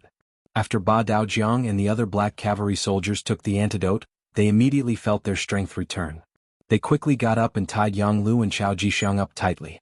Yang Yang stepped forward and punched and kicked Chao Jixiang, causing him to repeatedly beg for mercy. Yang Lu, on the other hand, was very unyielding and did not make a sound. This result was completely out of his expectations. It was originally a flawless plan, but who would have thought that Yang Chendong would have seen through it long ago? He was just waiting for Yang Chendong to use all his trump cards, and then he would be caught in one fell swoop. Thinking that everything was over, and that it would be difficult for him to even die, Yang Lu could no longer see any hope in life. Even if Yang Yang was kicking him, he didn't seem to feel any pain. Sixth young master, everything outside has been settled. The captain of the Wolf Fang division, Tai Hu, came out of the main cabin with a murderous aura. When he saw Yang Chendong standing there as if nothing had happened, he couldn't help but let out a sigh of relief. Then he reported the situation outside. Very good. Yang Chendong looked at Tai Hu and smiled.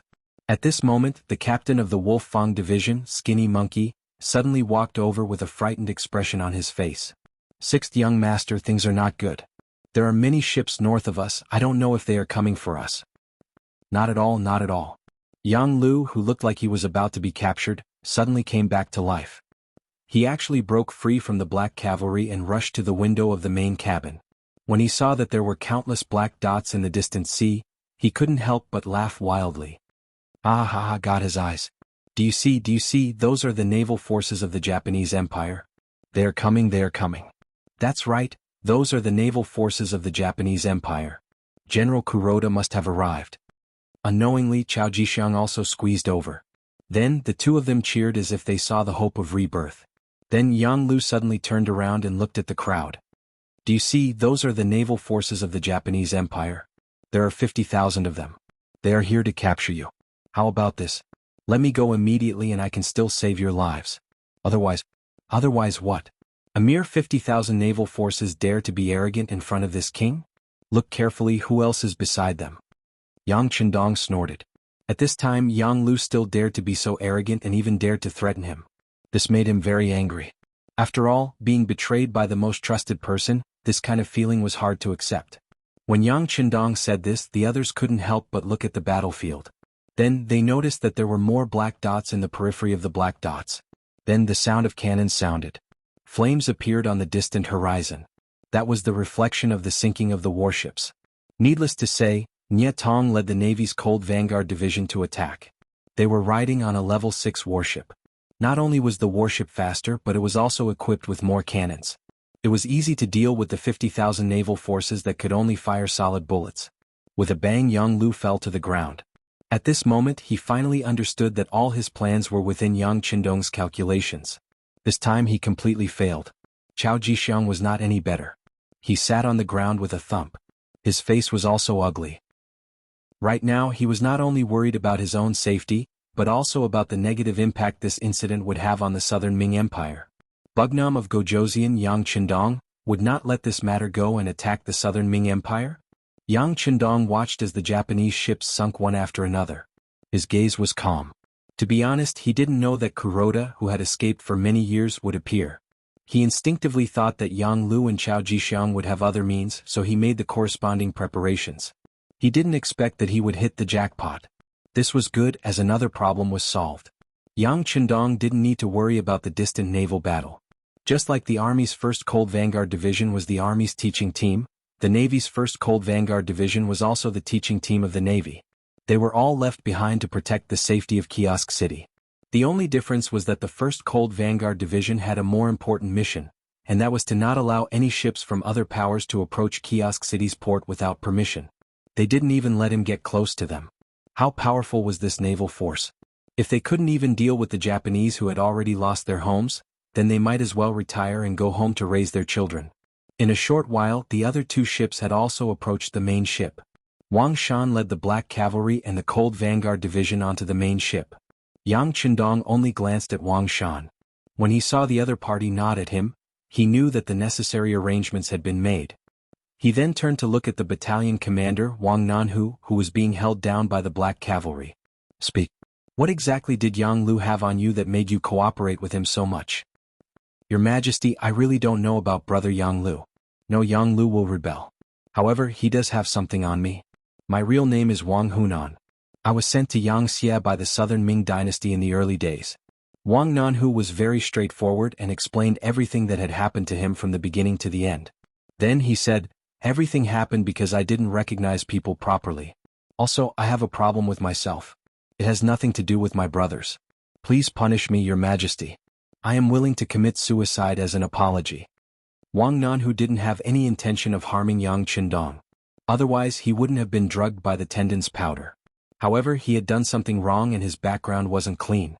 Therefore, Yang Chendong couldn't let him continue to hold an important position. Instead, he said to Yang Yang, detain him first and let the intelligence department investigate him. Also, see if there are any more people like him in the army. The Cold Vanguard Division is our foundation. We can't let anything happen to it. Otherwise, it would be fatal. Yes, 6th young master, Ba Daojiang quickly replied. With a wave of his hand, the Black Cavalry came forward and took Wang Nanhu away.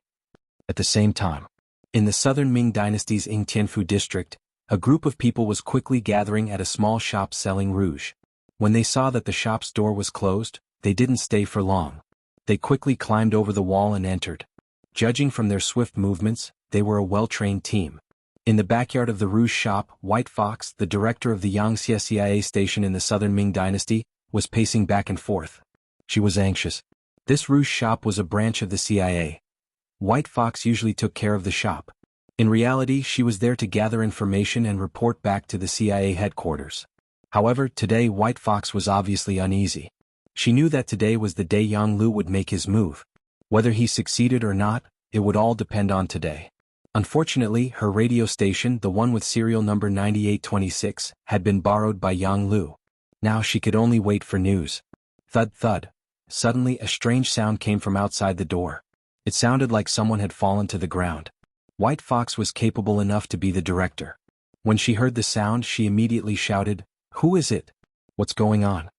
As soon as she finished speaking, the door was pushed open from the outside. A few unfamiliar men walked into the room, forcing White Fox to take a few steps back. This sudden turn of events gave the White Fox a bad feeling. However, she suppressed the panic in her heart and asked loudly, "Who are you people? This is the Yingtianfu district. Aren't you afraid that the authorities will send people to arrest you for trespassing?" "All right, Director White Fox. You don't have to pretend anymore. You've committed a crime. Come with us now." A figure walked out. White Fox couldn't help but take a few steps back. Naturally, she recognized that the person who spoke was someone she had met before. Although she did not know his name due to confidentiality regulations, this person had always been by Chief Yang San's side. Now that he was here, it was clear that he was here. Chapter 1654. She knew that something might have happened to Yang Lu. White Fox's expression changed drastically, but it didn't matter. She still had a backer. She shouted loudly, "I'm innocent. Yang Lu forced me to do this. I want to see 7th Madam, I want to see 7th Madam." "You talk too much." The man shook his head lightly. Immediately, the members of the security bureau around him swarmed forward, covered the White Fox's mouth and caught it. Yingtian City Yuan residence. Big Boss Yuan Qian was sitting in his central room, drinking tea with a leisurely expression. He had already received news that his master, Yang Lu, would soon be in power. At that time he would be able to obtain goods from Crimson City endlessly. At that time he would become the wealthiest merchant in southern Ming. Once he thought of the countless silvers that would fall into his hands, Yuan Qian couldn't help but smile. But soon he couldn't smile anymore. A group of strangers suddenly rushed into his house. Without any explanation they tied him up and took him away. After that, when his family reacted and went to report it to the authorities, where was he to be found? Crimson City, in a courtyard in a bustling area. At this moment, a woman with a good figure was boiling a medicinal soup. Beside her, a younger girl was helping to add fuel to the fire. Dang dang dang. Someone knocked on the door. Then, without anyone's permission, the door was opened from the outside, and a group of policemen in black uniforms entered the courtyard. What are you doing? The woman turned around and saw the scene behind her. She couldn't help but frown, displeasure appearing on her face. She didn't notice that the girl beside her was much more nervous than her. After the policemen entered the courtyard, they didn't move around. They just stood there. It wasn't until another person walked out from behind him that the policeman stood at attention. At this moment, the woman saw the person who came. Elder Long? That's right. The person who came was Yang Xie's chief of police. At the same time he was one of the 5 elders, Long Tainan. The woman who called out to her was Qi Qiga, the wife of Beta Persei Yang Qindong's servant. It was precisely because of this that Kikij was very surprised to see Long Tainan. Then she instinctively thought of something and couldn't help but say, could it be second brother Yang? No, brother Beta Persei is fine. Long Tainan quickly shook his head. When she heard that it was not Beta Persei who was in trouble, Kikij became even more worried. Could it be that my little brother? No, Master Batu is also very good. Long Tainan had to explain. Then, Kikij's expression changed even more as she said, could it be my mother? No, the other mother is healthy and well. After Long Tainan quickly explained 3 times, he decided to go straight to the point. He pointed at the maid behind Kikij, Alien, and said, Madame Beta Persei, we are here for her. She has a problem, please allow us to take her away. As for what happens after, brother Beta Persei will explain it himself. What are you doing? I'm just a weak woman. Master, save me. Alien saw that things were not going well. It was very likely that she was exposed. She quickly screamed and wanted to pull Kikij's hand. The 2 police elites who were already prepared rushed over and held Alien's arm. At the same time, a short dagger fell from their sleeves. It was conceivable that if the police were any slower, Kikij would have become a hostage. What's going on? Alien, what are you trying to do? Kikij obviously saw the problem and asked in surprise. Over the years, she had a husband like Beta Persei and a brother like Batu who was already a teacher. She had already broadened her horizons. How could she not see that Alien was trying to harm her just now? At this time, Alien naturally did not know how to answer her. She could only lower her head. Long Tainan stepped forward and explained, Brother Beta Persei will explain the details later. The task I received was to take this person away. I hope Madame Beta Persei can make things easier. It was because of Kikij's special identity that Long Tainan personally came this time. If it was someone else, a small captain would be enough. Okay, take her away. I'll ask Beta Persei what's going on later. Kikij also knew that they respected her and gave her face. She had to bear with it and nodded in agreement. Kaisan City Palace. When Yang Qindong left the palace and went to the dock, Queen Huyen led a group of people to the 8th Madame Junko's bedroom. The sudden arrival of the queen made the maids panic and they all knelt down to greet her. 8th Madame Junko also came out with little Yang Shen to greet her. Good sister, please get up. You have been wronged. Seeing Junko about to kneel, Huyen quickly strode forward and helped her up. Sister, I don't know. Hearing that she had been wronged, Junko's tears almost flowed out. Although Yang Qindong had come to see her more than once during this period, he always came secretly at night and left secretly. The other people in the palace didn't know about it, so she suffered a lot of disdain these days. Now that the queen had appeared here openly, did it mean that she had to clear up her problems at this moment as well? Seeing the hope in Junko's eyes, Huyen smiled and nodded. Then, with a wave of her hand, Tomiko appeared from the crowd.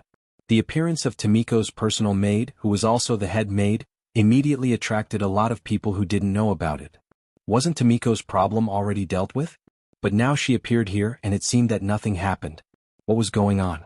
Many people didn't understand, but some people knew. For example, Cui Xiu who was kneeling on the ground at this moment, her eyes were already flustered. She was obviously scared. Capture her. When Tomiko appeared, Hu Yan's voice suddenly became cold. As soon as she finished speaking, a few tall and sturdy maids walked out and came to the side of Cui Xiu who was kneeling on the ground, pressing her down firmly. "Ah, what are you doing? I want to see fifth brother Yang, I want to see sixth brother Yang." Thinking of the two backing behind her, Cui Xiu couldn't help but shout. "You will see them. Take her away." Hu Yan's voice was still cold. In the presence of many maids, Cui Xiu was taken away like this. Then Hu Yan announced in public that the rumors about 8th Madame Junko's problem were just rumors. Now that it had been investigated, no one was allowed to talk about it anymore, otherwise the palace would punish them. With the queen's words, all the maids agreed in unison. Tears flowed out of Junko's eyes uncontrollably. She knew that her innocence was finally revealed to the world. On the other side of the palace, a telegram was in little Yang Bo's hand, and a pile of loose telegrams were placed in front of him. They were all asking what to do. Yu Qian, Luan Shaochen, Xinyu, Wu Qian, Long Tainan, who had just returned from a mission, and the only military member left in Kikian City, Lung Song, all stood in front of little Yang Bo. Everyone looked very nervous. The coded telegram sent by Yang Lu had now spread to all the Yangxie units and departments with radio stations. Because of this, it caused a huge commotion, especially the army. Now all the provinces, regions and forces under the Yangxie had sent telegrams, asking what was going on. Did something really happen to Bugnam of Gojoseon and so on? The 5 elders also didn't know where Yang Qindong went. They only knew that Bugnam of Gojoseon was no longer in the city after receiving the telegram. After discussing with each other, they came to the palace to see the eldest son, who was also Yang Qindong's designated successor, Yang Bo, to find out what to do.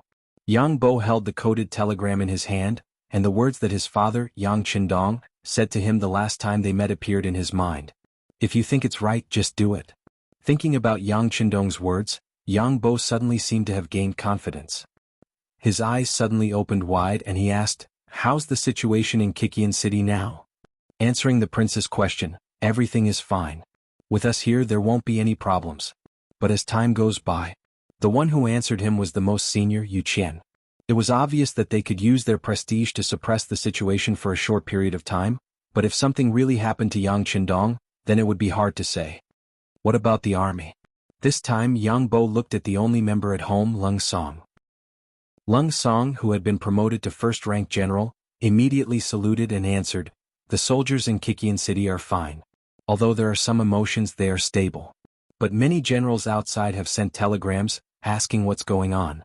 Time goes by. Lung Song didn't say much after that. However, everyone could understand what he meant. The army wasn't like the army. There was a saying, when a general is outside he can't give orders. If Yang Qindong wasn't prepared and something happened to him, then the other forces would inevitably try to rope him in. Some ambitious generals might even reveal their confidence. If that was the case, then who knows what would happen. Yang Bo nodded after hearing this. Although he was only 11 years old, his experience since young made him more mature than his peers. Not to mention when he was free, Yang Qindong would bring him to deal with all kinds of things. Previously, Yang Qindong had purposely said something special to him, so he was somewhat prepared. Yang Bo, who was more confident than the others and trusted his father a lot, finally said, "Everyone has seen the telegram. I believe in my father, he will be fine. You should also believe it, so do what you need to do. At the same time, we also need to pay special attention to the reactions of the people below, especially those generals who hold great power. Immediately have the intelligence departments in various places take action and keep an eye on their every move. Also, my father will be fine. We must believe that even if something happens to my father, I will still be here. Don't worry about anything, understand?" Chapter 1655. The last sentence was intentionally raised in volume. When Yu Qian and the others heard it, they couldn't help but breathe a sigh of relief. Yes, isn't Crown Prince Chang here? Yang Qindong had already appointed an heir when he was still alive, so Yang Xie had someone to inherit her position. The main thing was that her strength was still there. If that was the case, what was there to be afraid of? Even if someone really had other ideas, they could just go back and deal with them one by one. As long as Yang Xie's main strength was still there, how chaotic could the outside world be? After figuring this out, they immediately cupped their fists and saluted, "Yes, we will follow Crown Prince Chang's orders." Above the sea, several warships finally gathered together, and then several people walked out of each ship and gathered on one ship. They went straight to Yang Qindong's level 5 warship in the distance. If someone was on this ship, they would definitely cry out in surprise after seeing the people on this ship. There were even some young Yangxia women here who couldn't help but scream in admiration because the people standing on this ship were Tiger's Mane, Beta Persei, Yang San, Yang Si, and Yang Wu. Because of work and the growing strength of Yangxia, these people who were trusted by Yang Qindong the most haven't gathered together for more than 10 years. This time they did receive a secret message and gathered at the sea. When they first came here, Tiger's Mane, Beta Persei, and Yang Si were all confused. They didn't understand why they had to gather at the sea. After all, each of them had a lot of important things to deal with. Yang Wu had a slight feeling, but he wasn't very sure. The one who knew what was going on the most was Yang San, the director of the security bureau, so everyone's eyes fell on him, trying to figure it out. If it was before, Yang San wouldn't talk nonsense, nor would he dare to. But now he knew that the truth should be out, and he could also reveal the mystery to his closest brothers. Brothers, this is what happened. As Yang San recounted what had happened to Yang Lu, all the furnishings in the main cabin were smashed clean in a short period of time. The old men were furious. They had all started when the young master was still a nobody, and had followed him step by step until today. Now they could have whatever they wanted. In the entire Yangxia, they also had a high status that no one else could compare to. Even though none of them, including Tiger's Man, had entered the cabinet, in reality, their power was not below any of the cabinet elders. To put it in a slightly exaggerated manner, once they expressed their views on a certain matter, even the cabinet elders would think about it carefully. Who gave him such a result? Who was the one who gave him such influence? There was no need to say more. Everyone was well aware of it. As long as they continued to work hard, one could imagine what kind of glory they would have in the future. Even their descendants would benefit endlessly. They were the young master's servants, the most trusted kind. Logically speaking, anyone could betray him, but they would never do so. This was not only their opinion but also the opinion of many Yangxia people. But now not only did Yang Lu betray the young master, but he also wanted to choose and replace him? This result was unacceptable to the brothers. Yang Lu could be lazy and could also make some small mistakes such as accepting bribes, but he absolutely could not betray him. This was not allowed by any of the masters. In a short period of time, everyone smashed things and scolded people. Then they quieted down a lot. The first to speak was Tiger's Mane, who had always been the eldest. It's my fault. We've been too good to Yang Lu. The last time he made a mistake in the first city, I even pleaded for mercy on his behalf. As a result, he became bold and unscrupulous. When Beta Persei saw that his eldest brother had admitted his mistake, he immediately said, I'm also responsible for this matter. I also pleaded for mercy back then. I thought that since we're all brothers I would definitely help if I could. But now, it seems that our indulgence has made Yang Lu overestimate himself. If I had known this would happen, I would have dealt with him back then and locked him up so that he wouldn't be able to do any evil. Let me remind you that it's not a matter of locking him up now. The matter is far more important than this. If the young master hadn't been prepared, I'm afraid that today would have been really dangerous. Even the entire Yangxia would have been implicated. Yang San could only remind his two brothers when he saw that they were still avoiding the important matters and dwelling on the trivial matters. They still had a glimmer of hope to save Yang Lu. As brothers, why would Yang San want to deal with Yang Lu? This matter was really too big, especially after the coded telegram was sent.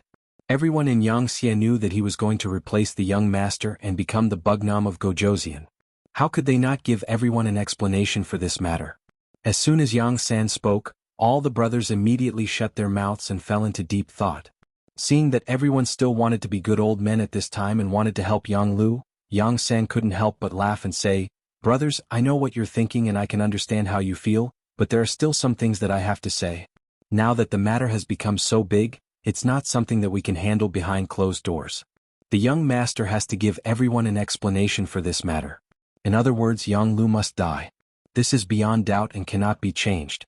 Anyone who wants to plead for him will only end up losing the young master's trust forever. What's the matter? Someone wants to rebel and you want to plead for him. Doesn't that mean that you also have the same thoughts? When Tiger's Mane and the others heard these questions, they were all shocked. Especially Tiger's Mane. He had followed Yang Qindong since he was young. In terms of relationship, he was much closer to him than the other Yangxia servants. He would never allow anyone to threaten the young master, even if that person was his closest kin. For example, if that person was his son, he would place righteousness before family. Now, how could he really sacrifice himself for Yang Lu, who brought this upon himself? Not to mention whether this would cause the young master's displeasure, just based on the fact that someone had threatened the young master, he could not let the other party go. After thinking it through, he said, "Thank you for your reminder, Brother Yang-san. As your big brother, I'm here to say that no matter how the young master wants to deal with Yang Lu, I'll support him with both hands. This doesn't mean that I don't have feelings for everyone. It's just that Yang Lu's actions are too much. If you have any opinions about me because of this, then as your big brother I can't say anything. But even if you have opinions, I will stand firmly on the young master's side." As soon as Tiger's Mane finished speaking, Beta Persei was unhappy. As the servant who had followed Yang Qindong the longest over the years, Beta Persei's feelings for Yang Qindong were as deep as Tiger's Mane's. How could he plead for leniency because of Yang Lu's suicidal behavior? Not to mention that the other party had poisoned his mother-in-law in order to achieve his goal. At that moment he also said, "I have the same thoughts as Big Brother Tiger's Mane. We support the young master's decision. No one can be blamed for this. Everything was brought upon by Yang Lu. We won't blame Big Brother Tiger's Mane because what you did was right." After Beta Persei's statement, Yang San, Yang Si and Yang Wu also clarified their attitudes. Needless to say, everyone's thoughts were the same. That was, they could no longer plead for leniency for Yang Lu. As for how to deal with this person, they would completely abide by Yang Qindong's opinion. With their attitudes united, Yang San ordered the ship to speed up and move closer to Yang Qindong's main ship. On the main ship, Yang Lu and Chao Jixiang were pressed to the ground, unable to move.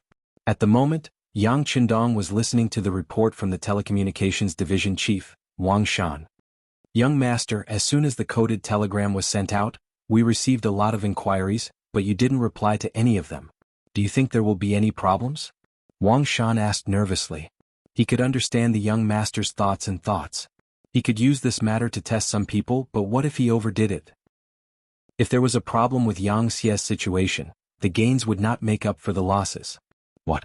Do you have doubts about the young master's judgment of people?" Yang Qindong said with a smile. But as soon as he finished speaking, he felt something. He glanced at Yang Lu, who was kneeling on the ground, and shut his mouth. Wasn't this a ready-made example of an error in judgment right in front of him?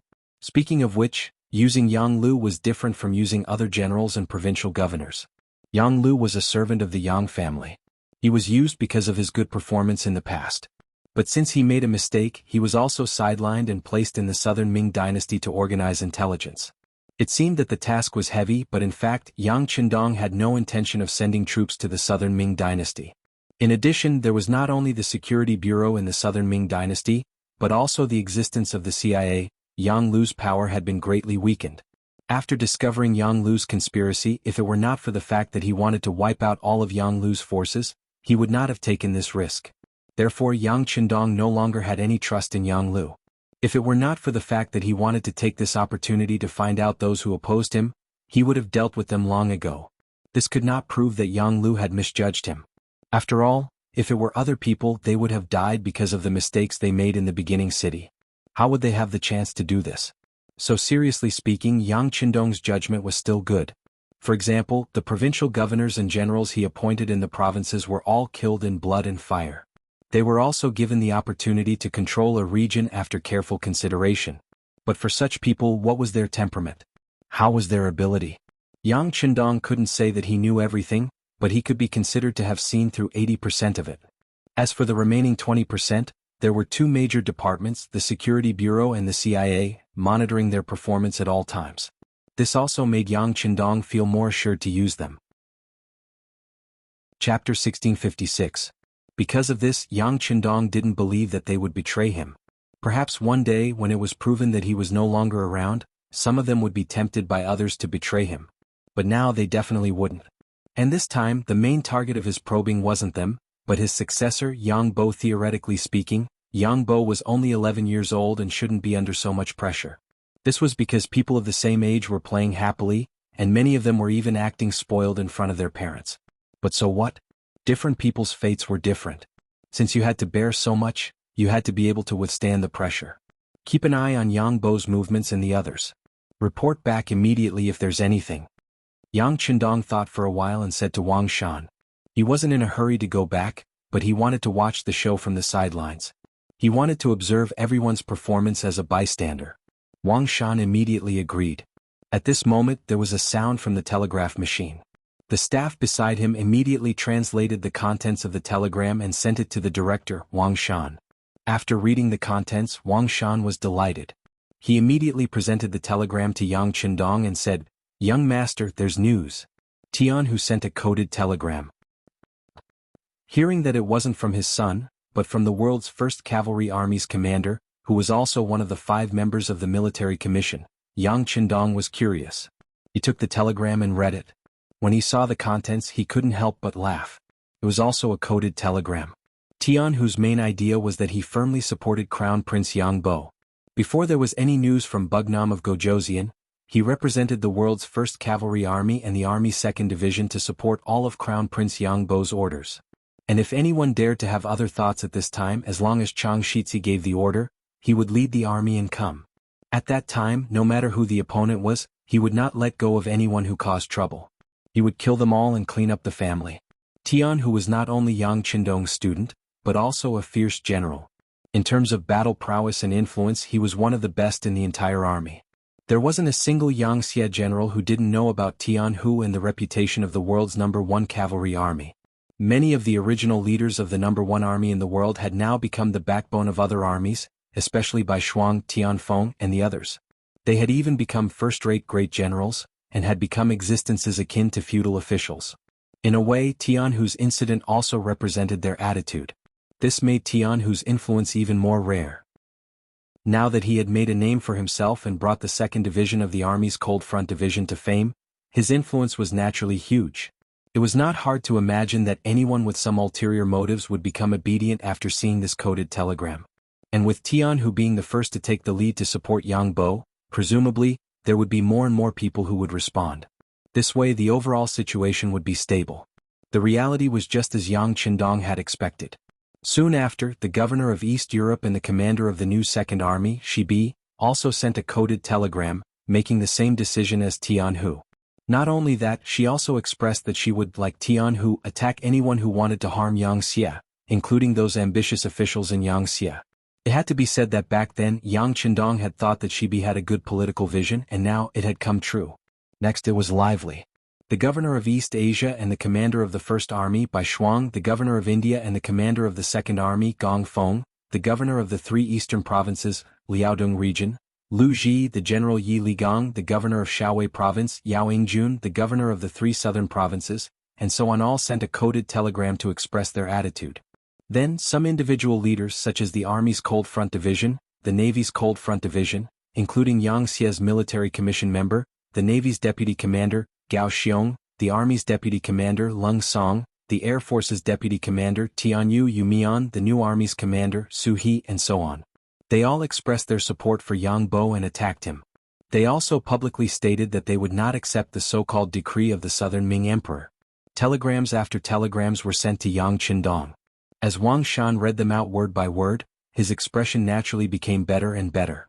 On the other hand, Yang Lu and Chao Jixiang, who were kneeling on the ground, had ugly expressions. Especially the latter. He had even begun to think about what kind of pressure the failure of this plan would bring to the Southern Ming Empire. If it was him, he could use this as an excuse to send troops to the Southern Ming Empire. After all, Zhu Qizhen's personally drafted imperial edict was now in Yang Qindong's hands. Just based on the fact that Zhu Qizhen wanted to establish Bugnam of Gojoseon, it was enough reason to send troops. Young master, all the cabinet elders have also sent telegrams to express their support for Yang Bo.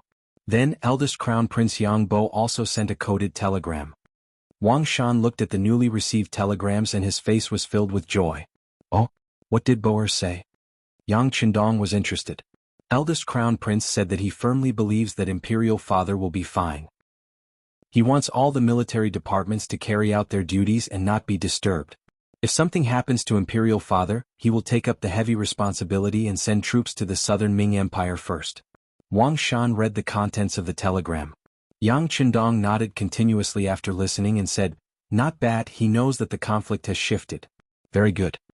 Yang Qindong was indeed very satisfied with this move. By sending troops to the Southern Ming Empire to avenge himself, he would have enough time to sort everything out. In this way, after dealing with the Southern Ming Empire, many things would naturally fall into place. The new throne would also be stable. Seeing that Yang Qindong seemed to be in a good mood, Wang Shan asked tentatively. Young master, do we also need to send a telegram to announce to the world? Don't be anxious, let's wait for a while. Yang Qindong's gaze fell on Yang Lu, who was kneeling on the ground. The first telegram was sent by this person. Of course, the next step was to solve his problem and announce it to the world. Reporting. A black cavalry stood outside the main cabin and said loudly, reporting to the 6th young master, Tiger's Mane, Beta Persei, Yang San, Yang Si, and Yang Wu's ship is approaching us. They are requesting to board the ship. Please give us your instructions. Let them in. Yang Qindong knew that the main character had arrived and could solve Yang Lu's problem, so he nodded and said, let them in. Yes, 6th young master. Do we need to conduct a body search on them? The Black Knight Dragon Guard asked in a clear voice. If it was in the past, no one would ask such a question. It was not for any other reason, but because these people were the most trusted people of the 6th young master. They were people who could be trusted. Even if someone had a problem, they would not have a problem. But now, after the incident with Yang Lu, no one dared to think that way. That was why they asked for such a request. No need, they are still young master's servants. They will always be my servants. Yang Qindong said with an unhappy expression. Understood. The Black Knight Dragon Guard who asked for instructions quickly retreated.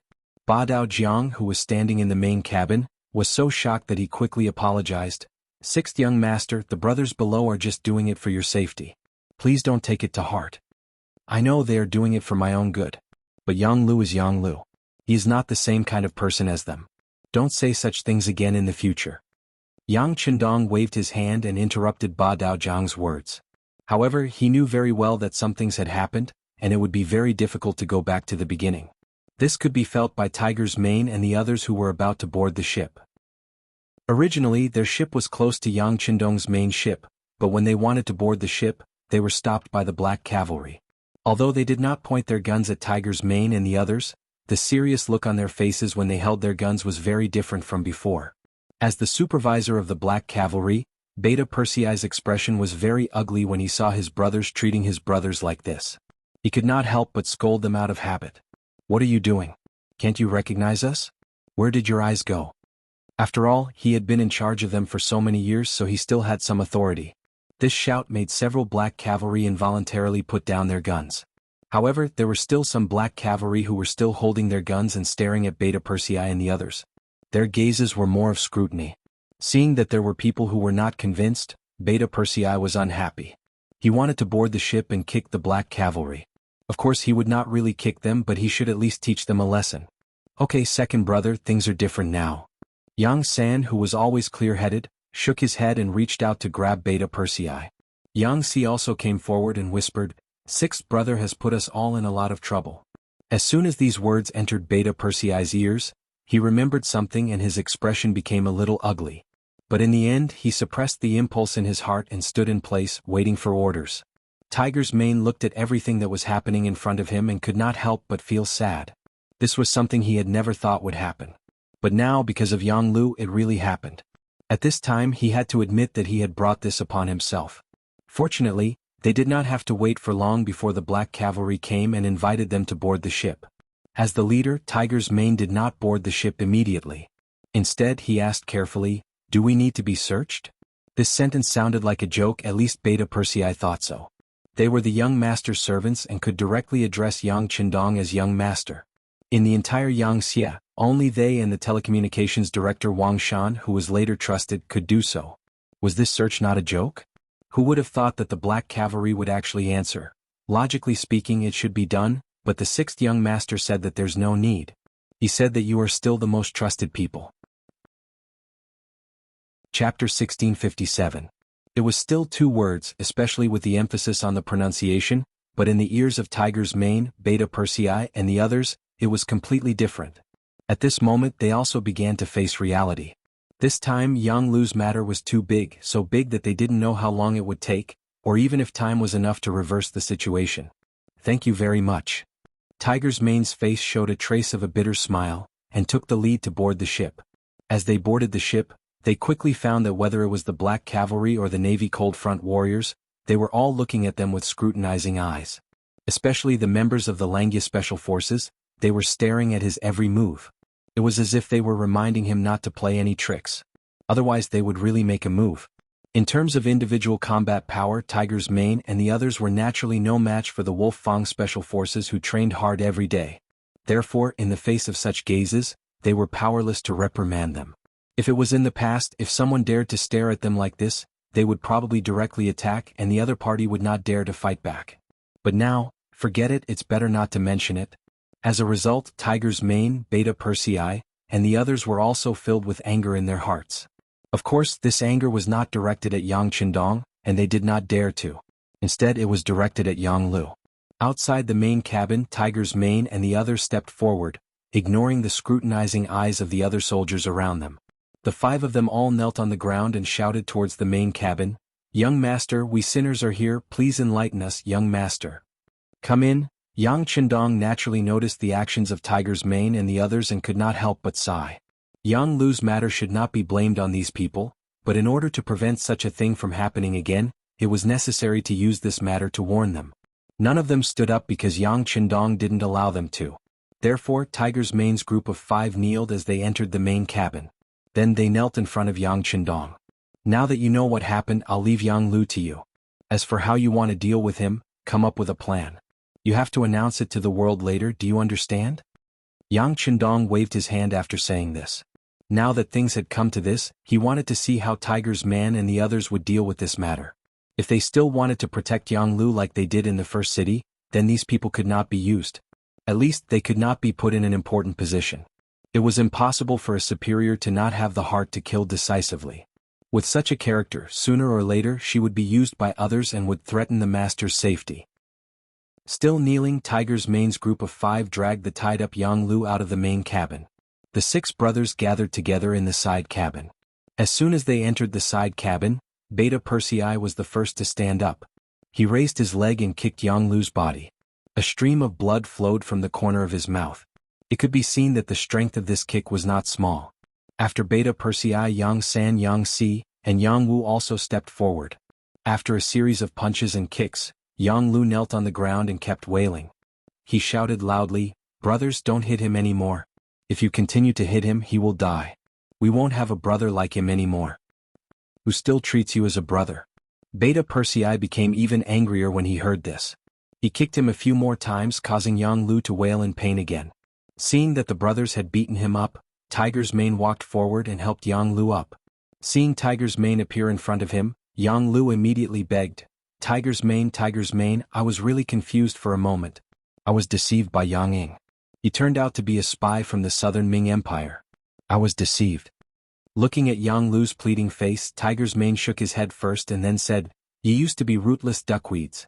You had no food, clothes, and a place to live. It was the young master who pitied you and took you in. He gave you glory and wealth and gave you everything.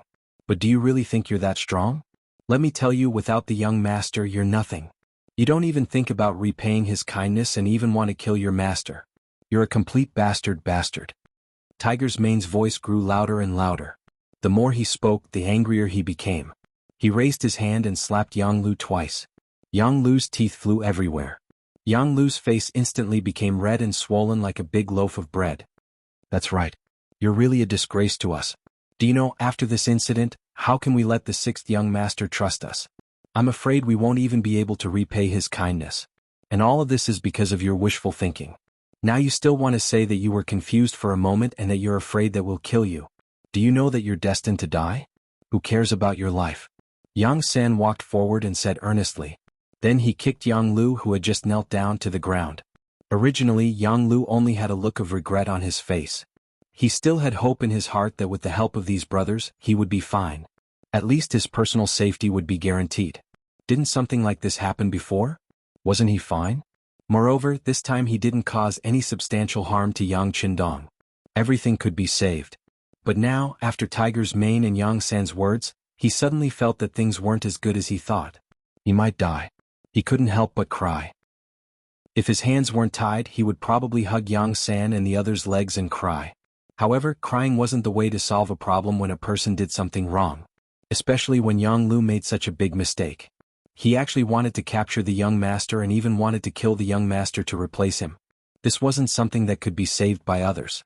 Just like what Yang San had said before, if anyone dared to plead for Yang Lu this time, the person who pleaded for him wouldn't have a good ending. If he was in the young master's shoes, would he forgive Yang Lu's actions? Yang Lu cried, crying like a child. At this moment he was extremely regretful. He thought about what Tiger's Mane had said. In the past, they were all children who didn't have enough to eat and wandered around. They were always thinking about when they could have a warm home. They were already very satisfied. If they could eat hot meals, it would be a great gift from the heavens. But he didn't know when it started, but his ambition became bigger and bigger. Eating good food, drinking good wine, and having different women serve him every day. These were no longer enough to satisfy him. He wanted more. He even dreamed of becoming a king with a different surname. He even wanted to take the powerful Wuxia as his own. Now that he thought about it, if this wasn't wishful thinking, then what was?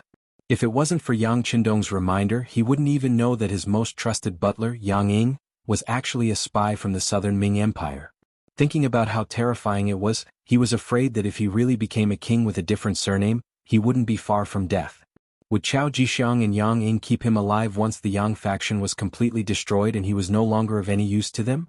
Also, he realized that he had thought of things too simply. Even if Yang Qindong was no longer around, could he become a king? His master had a descendant. With such a promising eldest son like Yang Bo, his ambition would not be realized. This could be seen from the coded telegrams that he had just heard. At this moment, Yang Lu realized that he was like a clown who had been daydreaming all this time. To think that he was still wandering in his dreams, unable to extricate himself. Now he had become a prisoner. Even his brothers who doted on him the most wouldn't care about him anymore. He could imagine what kind of end he would end up in. He probably couldn't even ask for a quick death. When he thought about death, he thought about how his brothers didn't save him. At this moment, Yang Lu started to become stubborn. He suddenly stopped crying and raised his head to look at Tiger's Mane, Yang San, and the others. He said angrily, "You are all people who are afraid of death. You didn't save me when I was dying. You are heartless and ungrateful. Today I, Yang Lu, have such an end. I'm afraid it will be your turn next time. So, saving me now is saving yourselves. Do you understand?" Death was at hand. He was still thinking of threatening others. Looking at Yang Lu's current state, he didn't look like the usual obedient younger brother. Tiger's Mane and the others couldn't help but shake their heads. They knew that their younger brother was hopeless. Even if they worked together to save him this time, they didn't know what kind of mistakes they would make next time. Not to mention they didn't have the strength to save him now. The mistake that Yang Lu had made was too big. Even if Yang Qindong wanted to save him, it wouldn't be possible. Now there weren't only a few people in Yangxia. There were also those ministers watching. There were so many officials in those departments watching. There were also so many generals with military power watching. If Yang Lu didn't die, did it mean that others could follow his example in the future? Thinking of this, Tiger's Mane and the others shook their heads. Originally they wanted to come over and catch up one last time. At least they wanted to see if Yang Lu had any other wishes that they could help him fulfill. But now it seemed that there was no need for that. Shaking his head, Tiger's Mane sighed. Then Beta Persei also sighed. They knew that this person was hopeless. At this moment, in the main cabin, Yang Qindong was interrogating Chao Jixiang. From time to time, Chao Jixiang would come up and punch and kick him. The other party was already covered in bruises and teeth all over the ground. Yang Qindong was very angry. He was actually used. If it weren't for his sixth brother, Yang Qindong, who was prepared, the consequences today would be unimaginable. From now on, the Yang family was completely finished, and all of this was obviously because of him. As a result, one could imagine how much he hated Chao Jixiang now. Whenever he was faced with Yang Qindong's questions, he would be severely beaten if he answered even the slightest bit slowly. This caused Chao Jixiang to answer whatever Yang Qindong asked without the slightest delay or hesitation. Chapter 1658. According to Chao Jixiang, Zhu Qizhen felt that Yang Qindong was the biggest threat and wanted to get rid of him as soon as possible. Including the previous 3 provinces King Zhu Huihua, who used troops against Yang Qindong, it was actually the result of Zhu Qizhen's connivance. Left with no choice, after Chao Jixiang accepted the mission, he thought of ways to rope in Yang Lu, using Yang Ying, who was arranged to be by his side to help him fall step by step. After making a mistake in the first city, he was transferred to the southern Ming dynasty. It didn't take long for him to get in touch with Chao Jixiang and began to plan and look for opportunities. Relying on his identity as Yang Qindong's servant, Yang Lu wantonly raked in money during his time in the southern Ming dynasty. The businessman named Yuan Qian was his spokesperson. With his relationship with Yang Lu, most of the goods transported from Kaisan City to the southern Ming dynasty were sold by him. With money in his hands, the next thing was easy to do. Yang Lu funded Zhu Huihua and asked him to find trouble with Yang Qindong. He also tricked the other party into entering the southern Yun mansion. It was a pity that this Zhu Huihua was ambitious but incompetent. Yang Qindong escaped and was caught instead. As a last resort, Yang Lu used his identity to find the training place of the ninjas in the northern village and rescued them.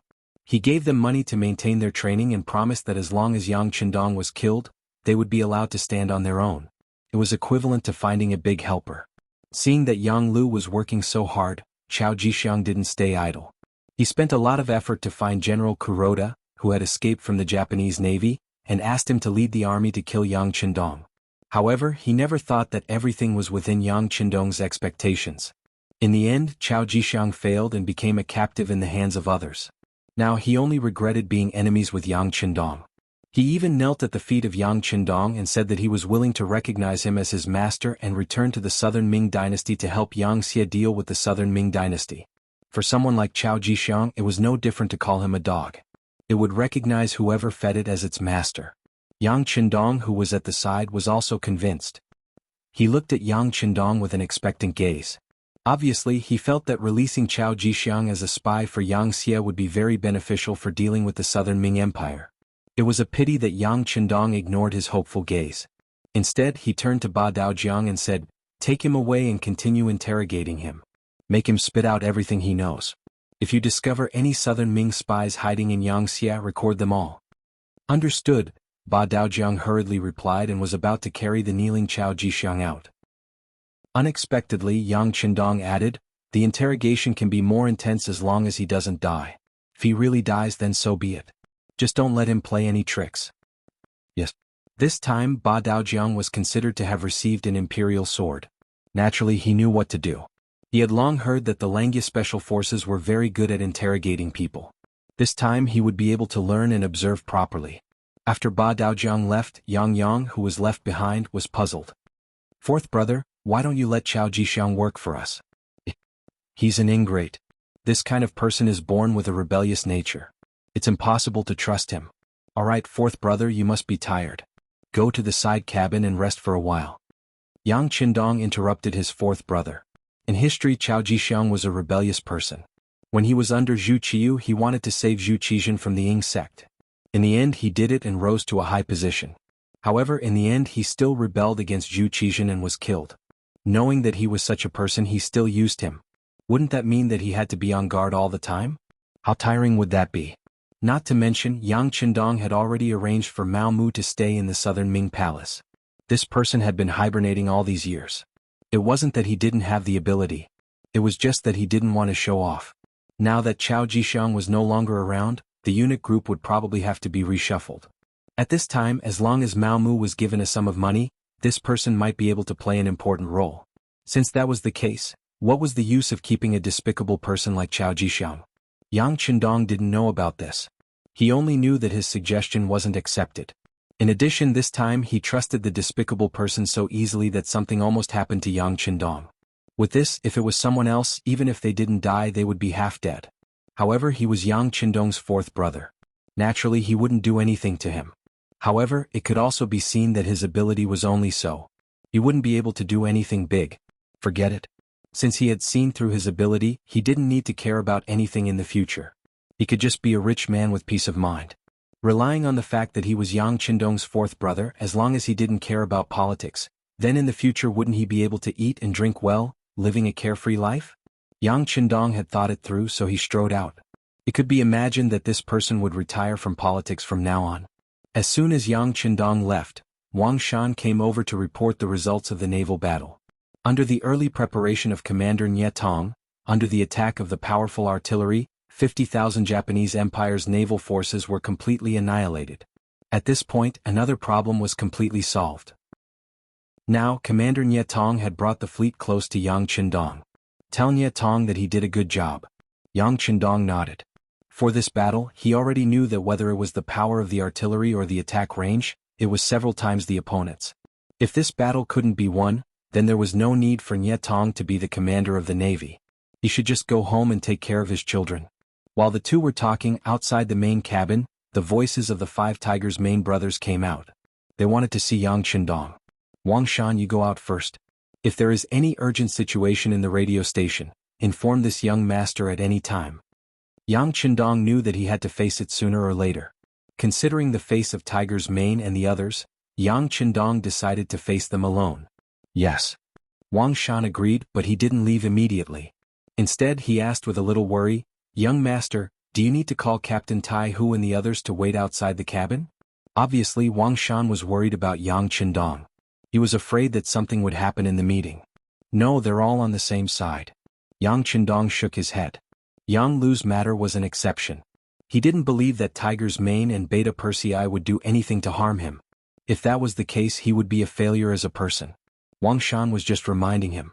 If he said anything more, he would have the time to sow discord. He nodded and walked out with the radio. Then Tiger's Mane and the others entered the main cabin and knelt in front of Yang Qindong without any explanation. Looking at Tiger's Mane and the others' uniform movements, Yang Qindong didn't say anything and just looked at them quietly. For many years, Tiger's Mane and the others didn't need to kneel when they saw Yang Qindong. Sometimes they saluted, and sometimes they nodded as a subordinate's etiquette. Normally, even if they knelt, Yang Qindong would ask them to get up immediately. But this time, the sixth young master didn't say anything. The quieter he was, the more pressure it brought to them. After a while, Tiger's Mane and the others who didn't do anything wrong, couldn't help but have cold sweat dripping down their necks. In this regard, Yang Qindong didn't say anything, as if he didn't hear anything.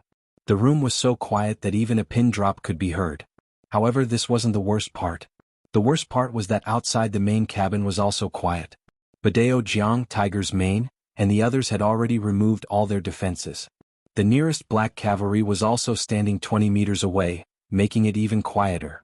If it weren't for the waves hitting the ship, it would give people the impression that there was no one here. The silence continued. A quarter of an hour passed, half an hour passed, about 2 hours passed.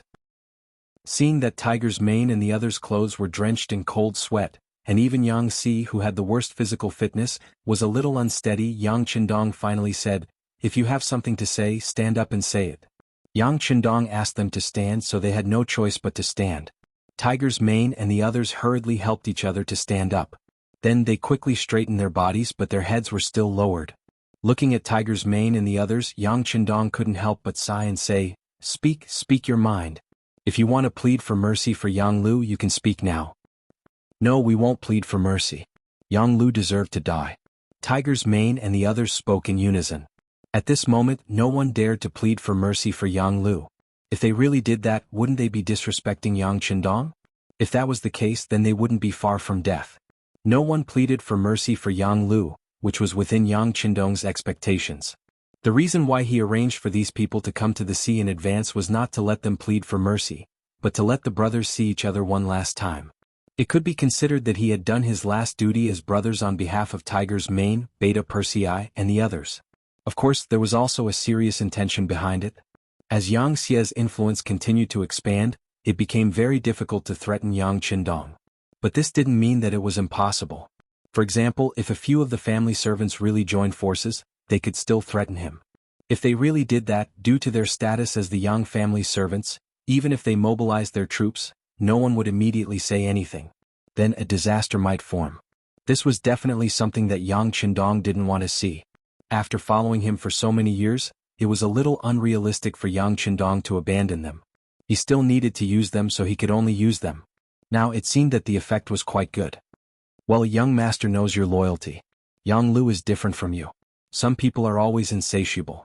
For such a person, even if you give him a mountain of silver, it won't be enough to satisfy his desires. He will definitely rebel.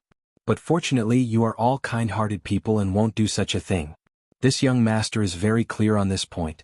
You just need to take this as a warning and do what you should do in the future." Chapter 1659. Hearing this, Tiger's Mane and the others were touched.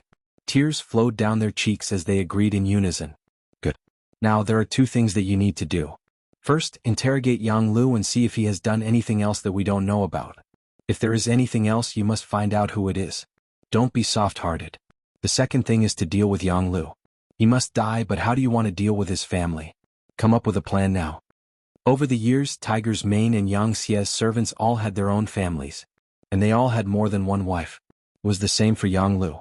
There were more than 20 recorded wives and naturally there were many children. Yang San had done a count before. Among them there were 7 males and 9 females. Could be said that they had a lot of children. Yang Lu had to die for what he had done, but what about his children? Kill them all? If it was an incapable ruler he would definitely do the same. However, Yang Qindong could not do such a thing, but he would not let them off easily. After all, when they grew up and found out that their father was killed by him, it was inevitable that they would have other thoughts. Even if he knew this, how could Yang Qindong allow it to continue? That was why he called Tiger's Mane and the others here today to solve this problem. When they heard the problem of Yang Lu's family, their faces were bitter. They all thought that the young master was going to kill them all. Although what Yang Lu had done was indeed enough to kill 9 generations of his family, they were still brothers of Yang Lu. If they were to watch his entire family get killed, they would feel somewhat apologetic. However, at this time, they no longer had the courage and ability to plead with Yang Qindong. It could be said that Yang Lu's matter had nothing to do with them, but was that really the case? If they were not the servants of the Yang family, how could Yang Lu have the ability to set up such a big plan?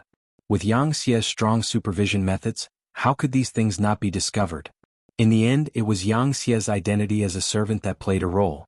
It made people believe that what they did was beneficial to Yang Qindong. That was why no one investigated it. Because of this, Yang Qindong had stripped them of all their privileges and even demoted them to commoners. It wasn't too much. At that time they were all bound together for good or ill. Unable to open their mouths to say anything, the 5 of them didn't know what to say. For a moment, the main cabin fell into silence. Why aren't you talking? Let's talk. Otherwise, when it's the young master's turn to speak, I'm afraid you'll regret it. Yang Qindong knew what everyone was thinking. Therefore he directly threatened them. Only in this way could he force them to express their stance. Hearing this, the 5 of them panicked. They could imagine what the consequences would be once Yang Qindong expressed his stance. Therefore, after exchanging glances with each other, Ming was the first to speak up. Young master, logically speaking, what Yang Lu has done is not overboard with his family. But I think his family should not know what he did. After all, we're brothers, so can't you be lenient? With Tiger's man taking the lead, Beta Persei also begged. Yes, just leniency. His family can choose to be exiled. Yes, they can even be exiled separately. The further they are exiled, the better. They can go to a place where no one knows them. They can even remove their Han nationality identity. Yang San was afraid that Yang Qindong would not agree, so he added. I agree with the 3 brothers. We can separate all our family members and send them to a remote place. Yang Si and Yang Wu also expressed their opinions. Basically, they all had the same idea. After the 5 of them expressed their opinions one after another, they fell silent again. They only looked at Yang Qindong nervously, waiting for the young master's final decision. Yang Qindong did not say anything immediately. Instead, he first looked at the 5 of them with a scrutinizing gaze. No matter who his gaze fell on, that person quickly lowered their head, as if they had done something wrong and did not dare to look at him. After an unknown amount of time, Yang Qindong finally sighed and said, Forget it. Since you all care so much about your brotherhood, I can't say anything about the young master. I'll allow it. Yang Qindong finally expressed his stance and agreed with the 5 of them. Tiger's man and the others also breathed a sigh of relief. Then they kowtowed non-stop to express their gratitude at the moment. But you have to remember that this matter is not over. If any of you have any delusional thoughts in the future, I won't let you off easily. Not only that, I won't spare any of Yang Lu's family members. Also, don't try to play any tricks.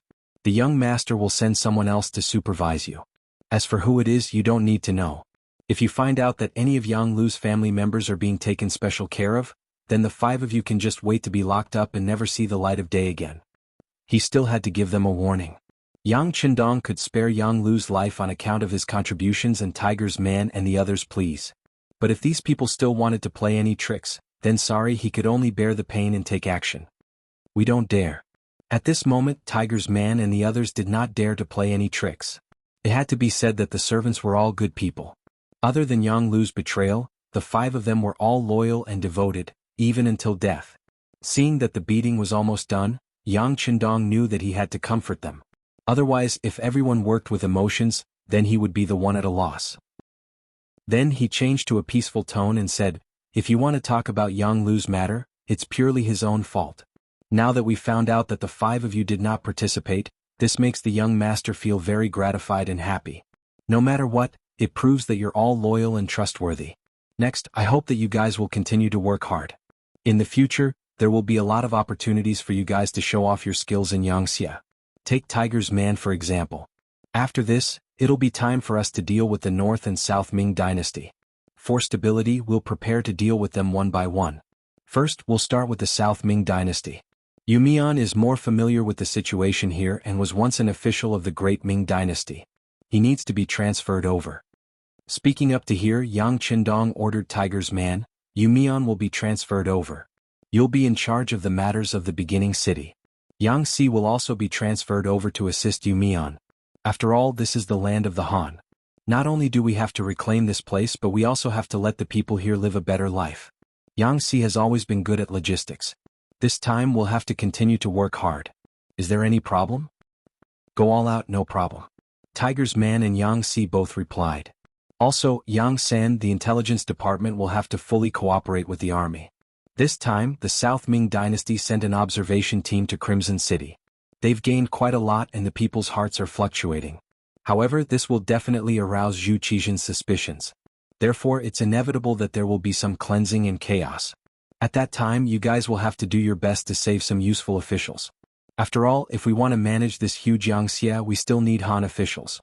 Understood, young master, I promise to complete the mission. Yang San also replied respectfully.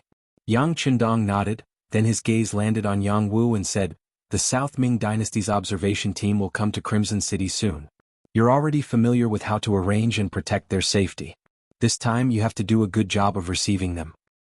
Yes, young master, don't worry. Yang Wu immediately expressed.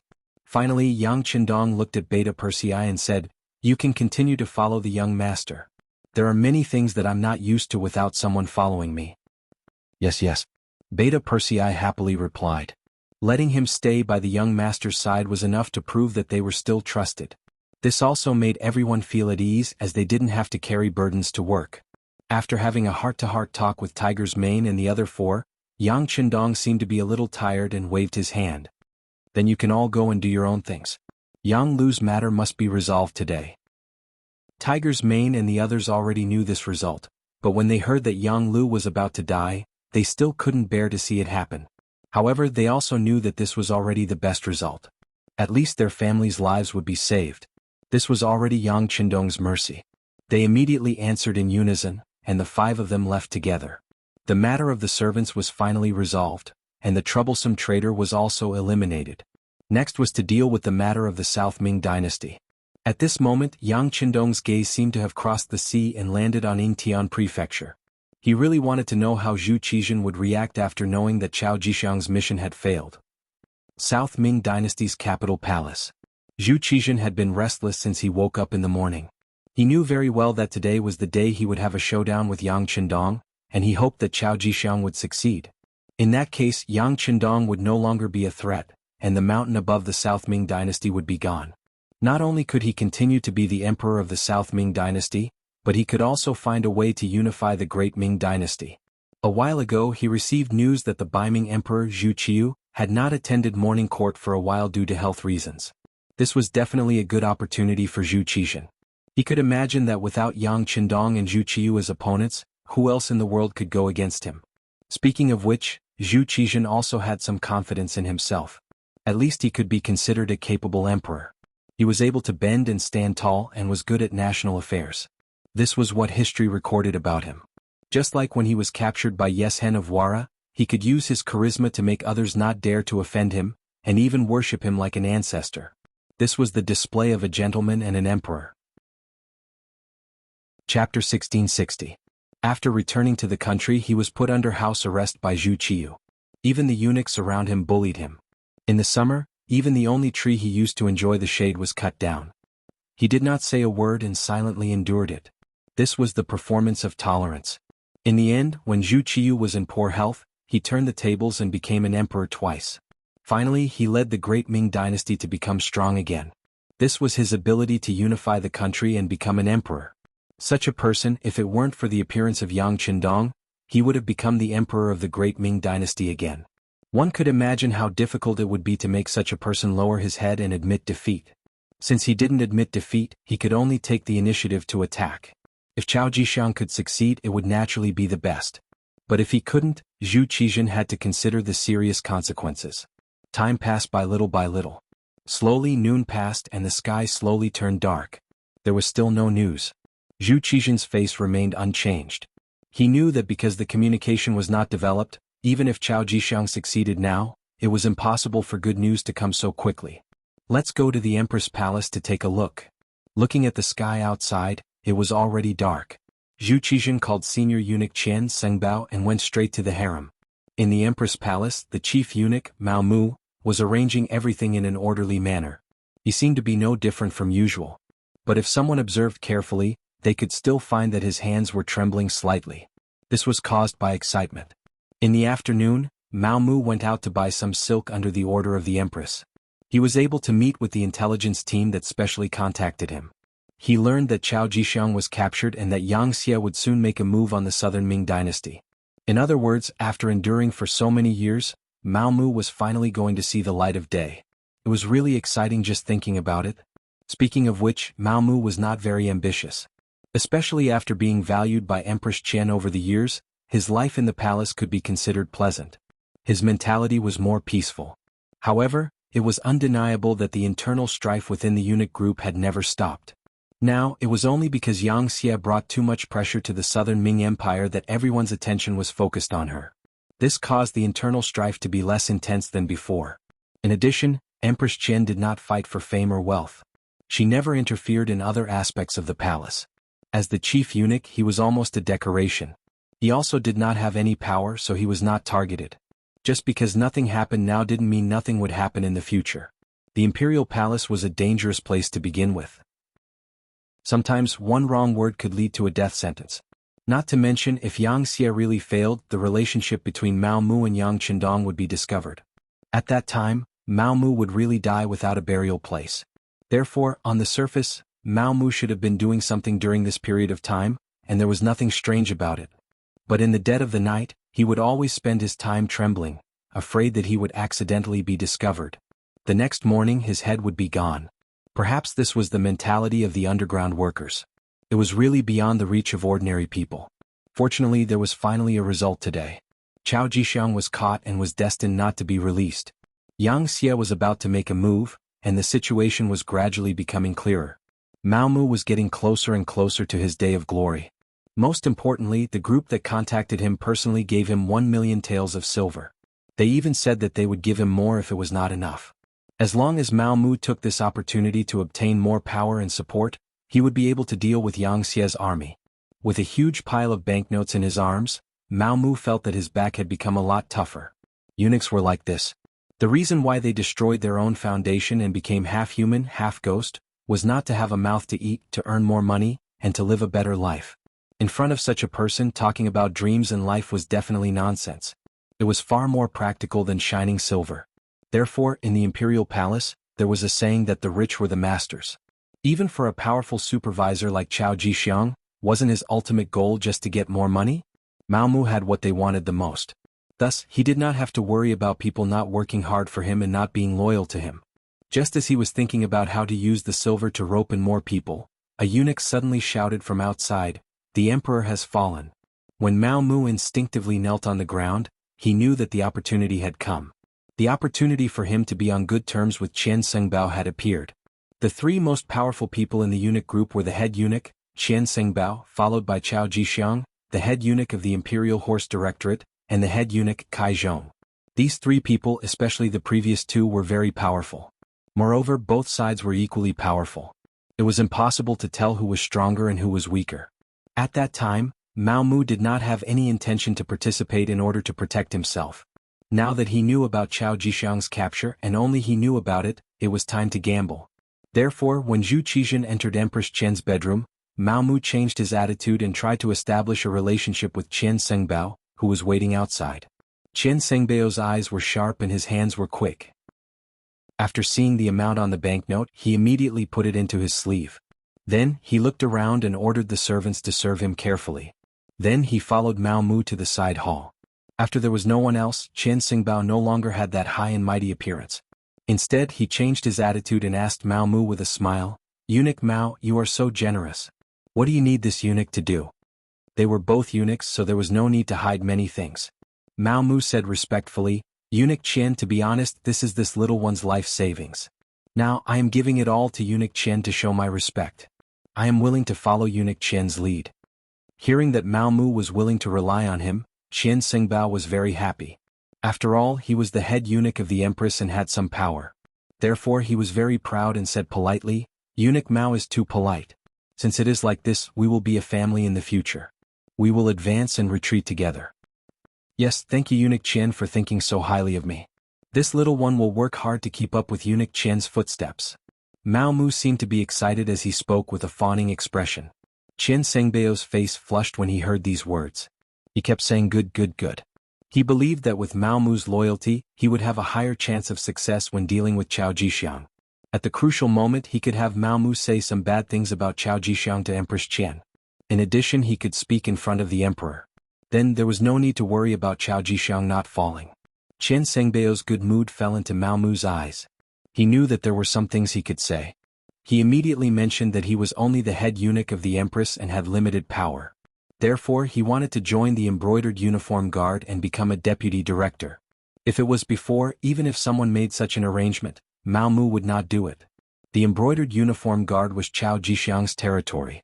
Without the other party's permission, wouldn't he be looking for trouble? It was even possible that he would lose his life if he did not do it well. However, it was different now. He knew that Chao Jixiang would not return. If he did not make a move now, then when? When Qian Xingbao heard Mao Mu's request, he was shocked. He already knew that Mao Mu was not an ordinary eunuch. Otherwise he would not have won the emperor's trust. Even the emperor had said more than once that Mao Mu was a good person. It was because he knew that Mao Mu could not endure it forever that it was normal for the other to make a request. He also felt at ease accepting the other's money. However, the other wanted to join the embroidered uniform guard. This really surprised him. As for the embroidered uniform guard, even if Qian Xingbao was the head eunuch, his power was not enough. In particular, Chao Jixiang had many tricks up his sleeve. In addition, his younger brother's nephew and adopted son helped him. These years, it could be said that he firmly controlled the embroidered uniform guard. Even he could not get involved. Therefore, these years, it was not that he did not think of making arrangements for people to join the embroidered uniform guard. It was just that he never had the right opportunity. He could see this logic clearly. He did not believe that Mao Mu could not see it clearly. However, he made this request. What did this mean?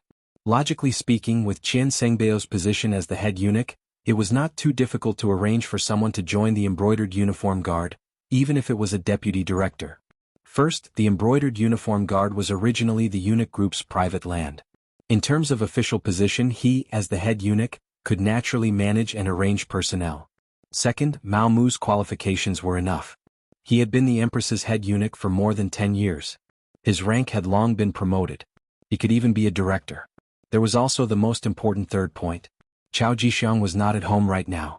It seemed that the emperor had arranged for him to do some secret things. Now was an opportunity to arrange for someone without any obstacles.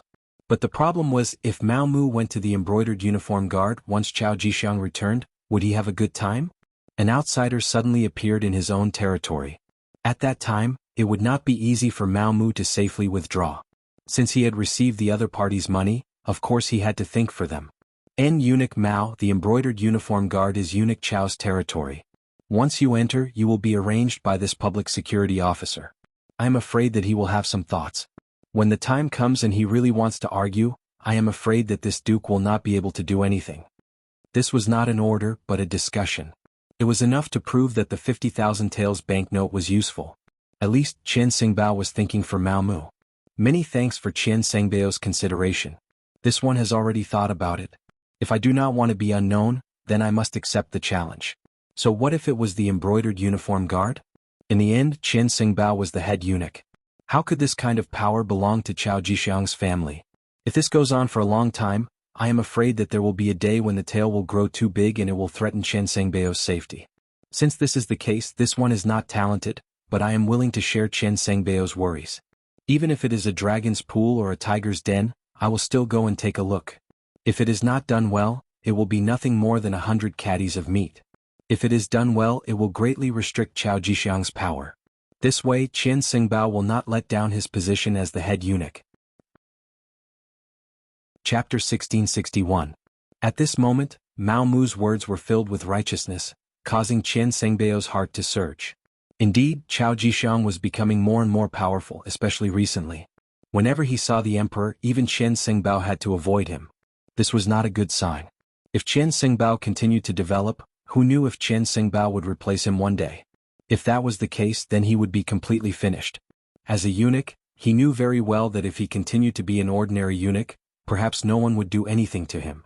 However, once he fell from a high position, it was impossible to even ask for a complete corpse.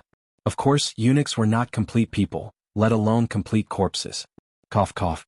Qian Sengbao, who had been thinking about how to break out of this situation, did not expect Mao Mu to jump out. Although the two of them were not very close, the key was that Qian Sengbao's rank was high enough. He did not need to do much about this matter. He only needed to report it to the emperor and record it in the records. With the face of the 50,000 taels of silver and the ability to make Chao Jishang unhappy, why would he be happy to do such a thing? The more he thought about it, the more advantageous it was for him. Looking at Mao Mu's expectant expression, Qian Sengbao finally made a decision. All right, I'll mention this matter to the emperor tomorrow morning. Eunuch Mao, don't worry. Thank you for your guidance, Eunuch Qian. Mao Mu bowed like a subordinate. This made Qian Sengbao even more satisfied. The matter went very smoothly. Zhu Qizhen, who had rested at the empress's place for the night, woke up glowing in the morning. Using this opportunity, Qian Sengbao proposed to let eunuch Mao Mu take on the position of vice supervisor of the embroidered uniform guard. This is something that you, the head eunuch, should worry about. Just do what you think is feasible. Zhu Qizhen said casually. It was true that he relied on Chao Jishang, but he had to be careful. Arranging a vice supervisor for them was a good way to keep them in check. Especially this time, when Chao Jishang had made a great contribution, it was even more important to keep them in check. He knew Mao Mu was very obedient. Empress Qian had praised him more than once. Moreover, he was an old man who had followed them from Baiming's capital, so he was most likely loyal. It had to be said that Zhu Qizhen's manipulation of power was quite good. Moreover, he had always had a good impression of eunuchs. Now that Qian Sengbao had taken the initiative to suggest it, he agreed. Thus Mao Mu took up the post. Yangxia had already begun to transport all sorts of war resources from Crimson City to Lijiao Prefecture of Guangdong Province. The war was in the midst of preparations, and it seemed like it would erupt at any moment. Mao Mu's actions had to be faster. After receiving the appointment decree from monk Qian Bao, Mao Mu went to the embroidered uniform guard to take up his post. Mao Mu took the imperial edict to the embroidered uniform guard. All the important figures in the family, as well as some Qianhu and Vice Jianghu, came out to greet the imperial edict. But when they found out that Mao Mu was going to be the deputy factory manager, the faces of the people who came to welcome them immediately fell. The entire welcome hall was quickly emptied, leaving only a deputy Qianhu named Wu Ben standing there. Mao Mu was not surprised that everyone had left because he already knew the current power structure of the embroidered uniform guard. The embroidered uniform guard commander Chao Zheng, Chao Jishang's younger brother, was primary third rank. Commander Chao Yan, Chao Jishang's nephew, was secondary third rank. Commander Chao Xian, Chao Jishang's adopted son, was primary fourth rank. Commander Wen Jing, Chao Jishang's trusted aide, was primary fourth rank. Guardian Chao Duo, Chao Jishang's adopted son, was secondary fourth rank. Guardian Su Hui, Chao Jishang's trusted aide, was secondary fourth rank, etc. All of these people had a very close relationship with Chao Jishang. Mao Mu had already understood the situation before he came here. He didn't expect these people to have a better attitude towards him. However, there was still one person who had not left. This was outside of his expectations. Although it was only a deputy Qianhu, it was still very pleasing. You are Wu Ben? Mao Mu smiled as he looked at the only person who had not left and sat down on the main seat. Wu Ben noticed that Mao Mu was sitting on the main seat. That was the seat that only Chao Jishang could sit on in the past. Even when Chao Jishang was not present, his younger brother, the current commander Chao Zheng, did not dare to sit there. But now, Mao Mu sat on that seat naturally. Needless to say, his ambition was obvious. Seeing this scene, Wu Ben was even more determined to join Chao Jishang. It was not for anything else, but because he had unintentionally offended Qianhu Chao Duo. This was Chao Jishang's adopted son. Now he was just waiting for Chao Jishang to come back and deal with him. He had no other choice but to turn to any doctor in his desperation. Mao Mu was his life's hope. Other than relying on him, he had no other choice but to treat a dead horse as a living horse. So when Mao Mu asked, he did not stand and simply knelt on the ground. This little one is Deputy Qinhu Wu Ben. In the future, I am willing to serve Lord Mao. How could Mao Mu not know what he was thinking when he knelt in front of him? There was no need to guess the process. Presumably, he had offended someone in the Chao family, so he had to do this. Wasn't this what he wanted? Previously, he had been worried that there was no one by his side that he could use and needed to be promoted. Now that Wu Ben had taken the initiative to join him, it was a pleasant surprise. He had already decided to accept the other party, but before that, he still needed to understand the situation clearly. At least he had to know what was going on. Speak, who did you offend? Don't worry, just speak frankly. If there are any lies, I can't help you. Mao Mu's bluntness made Wu Ben see hope. In any case, there was no other way. Since Mao Mu was his only chance, he told Chao Jixiang about his dispute with Chao Duo. Speaking of which, it was just for a woman. Here, the embroidered uniform guard was not completely the same as eunuchs. Apart from the embroidered uniform guard's Qinhu master being a eunuch, there was no rule that stipulated that the officials below had to be eunuchs. So many people were still able-bodied men. Wu Ben was one of them. Not only that, he also had a family and a woman called Xiao Chui. Unexpectedly, because of Xiao Chui's beauty, she actually attracted Chao Duo's attention, and then he wanted to snatch her away. Just like that, a very melodramatic thing happened. As a man, Wu Ben naturally wouldn't agree. He also relied on his identity as a vice Qinhu to beg for some face in front of Chao Duo. Unexpectedly, it didn't work at all, and he even offended the other party. Chao Duo threatened that when his adoptive father, Chao Jixiang, returned, he would snatch Xiao Chui to his residence and teach him a lesson. The so-called lesson was naturally to teach him a lesson. For the embroidered uniform guard, there weren't too many reasons to teach someone a lesson. From then on, Wu Ben lived in the shadows. For 3 consecutive days, he even thought of committing suicide. But when he thought that even if he died, he wouldn't be able to solve Xiao Chui's problem, he could only give up on the idea. He originally thought that there wouldn't be any way to break out of this situation. At this time, Mao Mu appeared. Of course, he would be held in his hands like a life-saving straw. One wanted to accept people, and the other wanted to seek refuge. This was 2 good things, 1 good thing. Immediately, Mao Mu helped Wu Ben up with a courteous appearance and asked about the other party's situation. Wu Ben's ancestral home was Jinhua Zhejiang. His ancestors had once opened an escort agency. Since young, he had learned extraordinary martial arts. Later on, his family declined and he joined the embroidered uniform guard. He had been a small banner, a general, a baihu, and the current vice Jinhu. But if he wanted to continue to be promoted and become one of the 14 Qinhu, it would be even more difficult. That required Chao Jixiang's approval. Unfortunately, he had no connections and no money to show filial piety. Now that he had offended Chao Duo, it would be difficult for him to keep his life, let alone be promoted. The embroidered uniform guard was an organization that was above the law. When they killed people, they didn't need any reason at all. As the vice Jinhu of the embroidered uniform guard, Wu Ben knew this better than outsiders. Hearing Wu Ben say this, Mao Mu was very satisfied. He couldn't help but ask, "Oh, so your martial arts are not bad. But compared to the other Qinhu, who is stronger and who is weaker?" At this moment, Wu Ben, who saw Mao Mu as his savior, didn't dare to boast. But on this matter, he couldn't help but express his opinion. The so-called Qinhu are only people that Chao Jixiang trusts or people who give him large amounts of money. In terms of ability, there aren't many who know martial arts. In terms of fighting, they are completely not his opponent. As if afraid that Mao Mu wouldn't believe him, Wu Ben said, "In reality, the people who really do things in the embroidered uniform guard are not commanders, or Qinhu. Basically, they are all people below the vice Jinhu rank, especially the general and small banners." Mao Mu also knew this.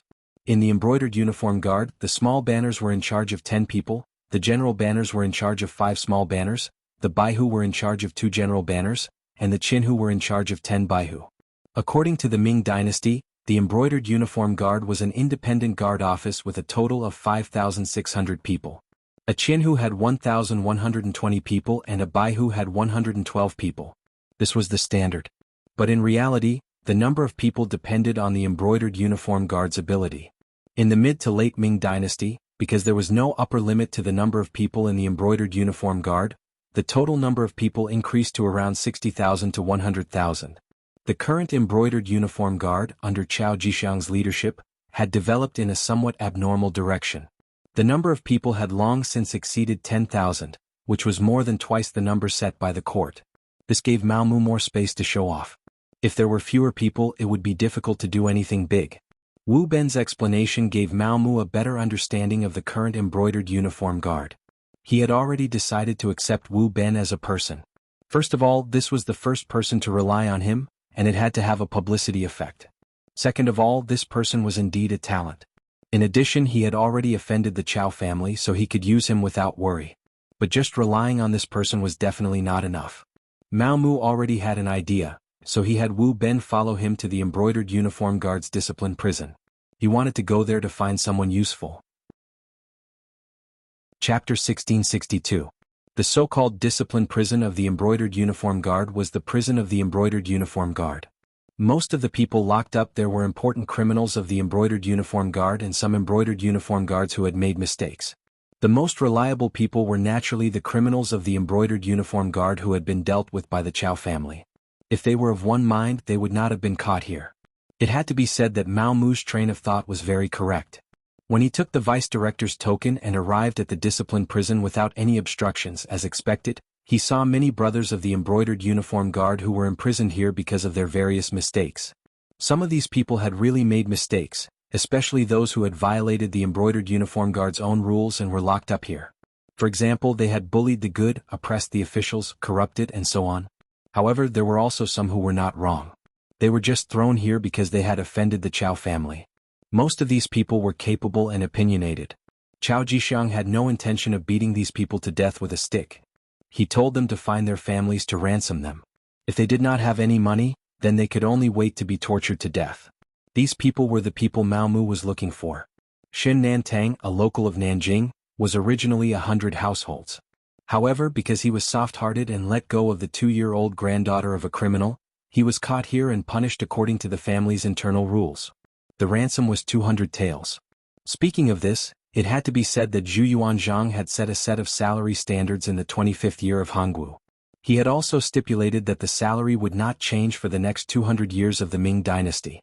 In other words, no matter how much the price of goods outside increased, the salary would still be the same. The officials of the great Ming dynasty were a bit better. They basically had some gray income. However, the people below them were sad. For example, 100 households like Xin Nantang only had a salary of 5 taels a month. This was because he had an official position which was at least a 6th-rank official. Moreover, the ransom of 200 taels was equivalent to him not eating or drinking for 3 years. How could he possibly have the money to do so? He could only be locked up here. One could even imagine that if it wasn't for Mao Mu's appearance, he would probably never have appeared until one day when he died in it. Since Mao Mu had appeared, Xin Nantang could naturally be saved. According to Wu Ben's explanation, this person's martial arts were not ordinary. He was also very famous in the entire embroidered uniform guards. He was even one of the top 5.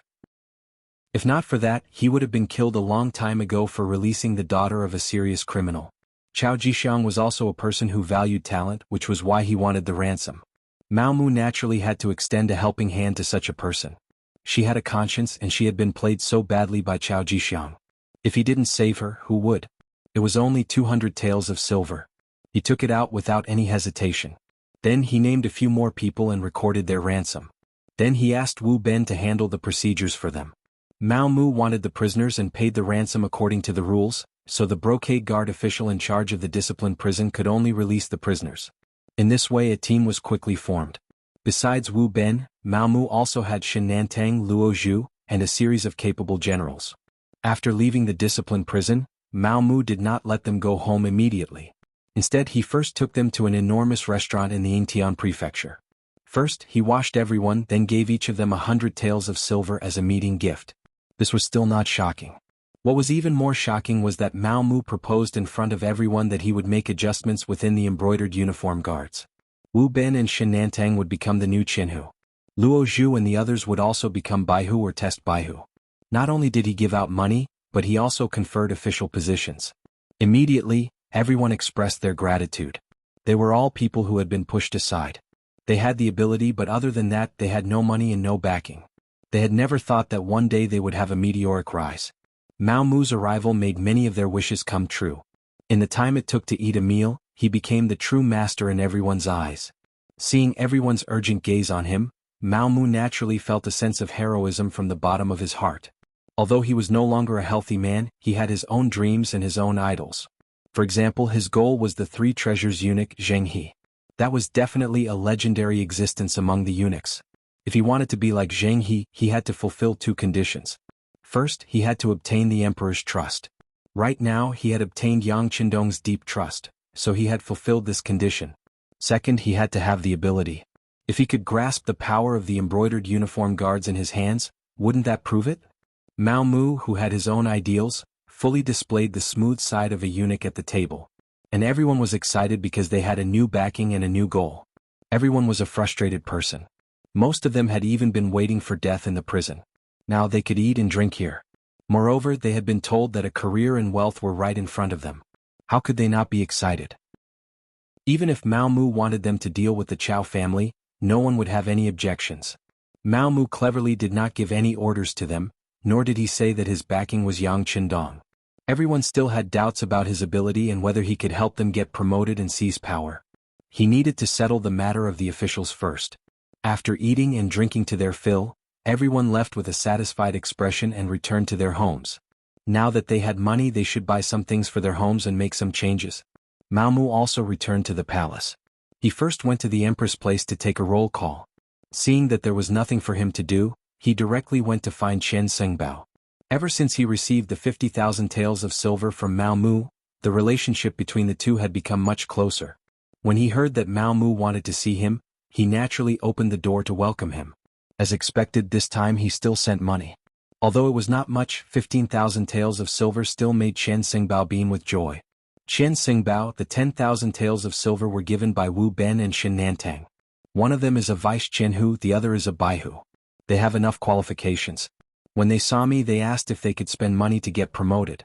I thought about it and thought that all the benefits could not be taken by Chao Jixiang, so I made the decision to agree for Chen Xingbao. There are also a few more, but they are all for Baihu and Zongqi. They are all very low-ranking officials. What do you think? Chen Xingbao had already taken the banknotes. He asked curiously, "Are all the servants of the embroidered uniform guard so rich?" "Yes. I didn't know before. It can be seen how much money Chao Jixiang has pocketed." "That's right, there are some officials below who also want to work for Chen Xingbao.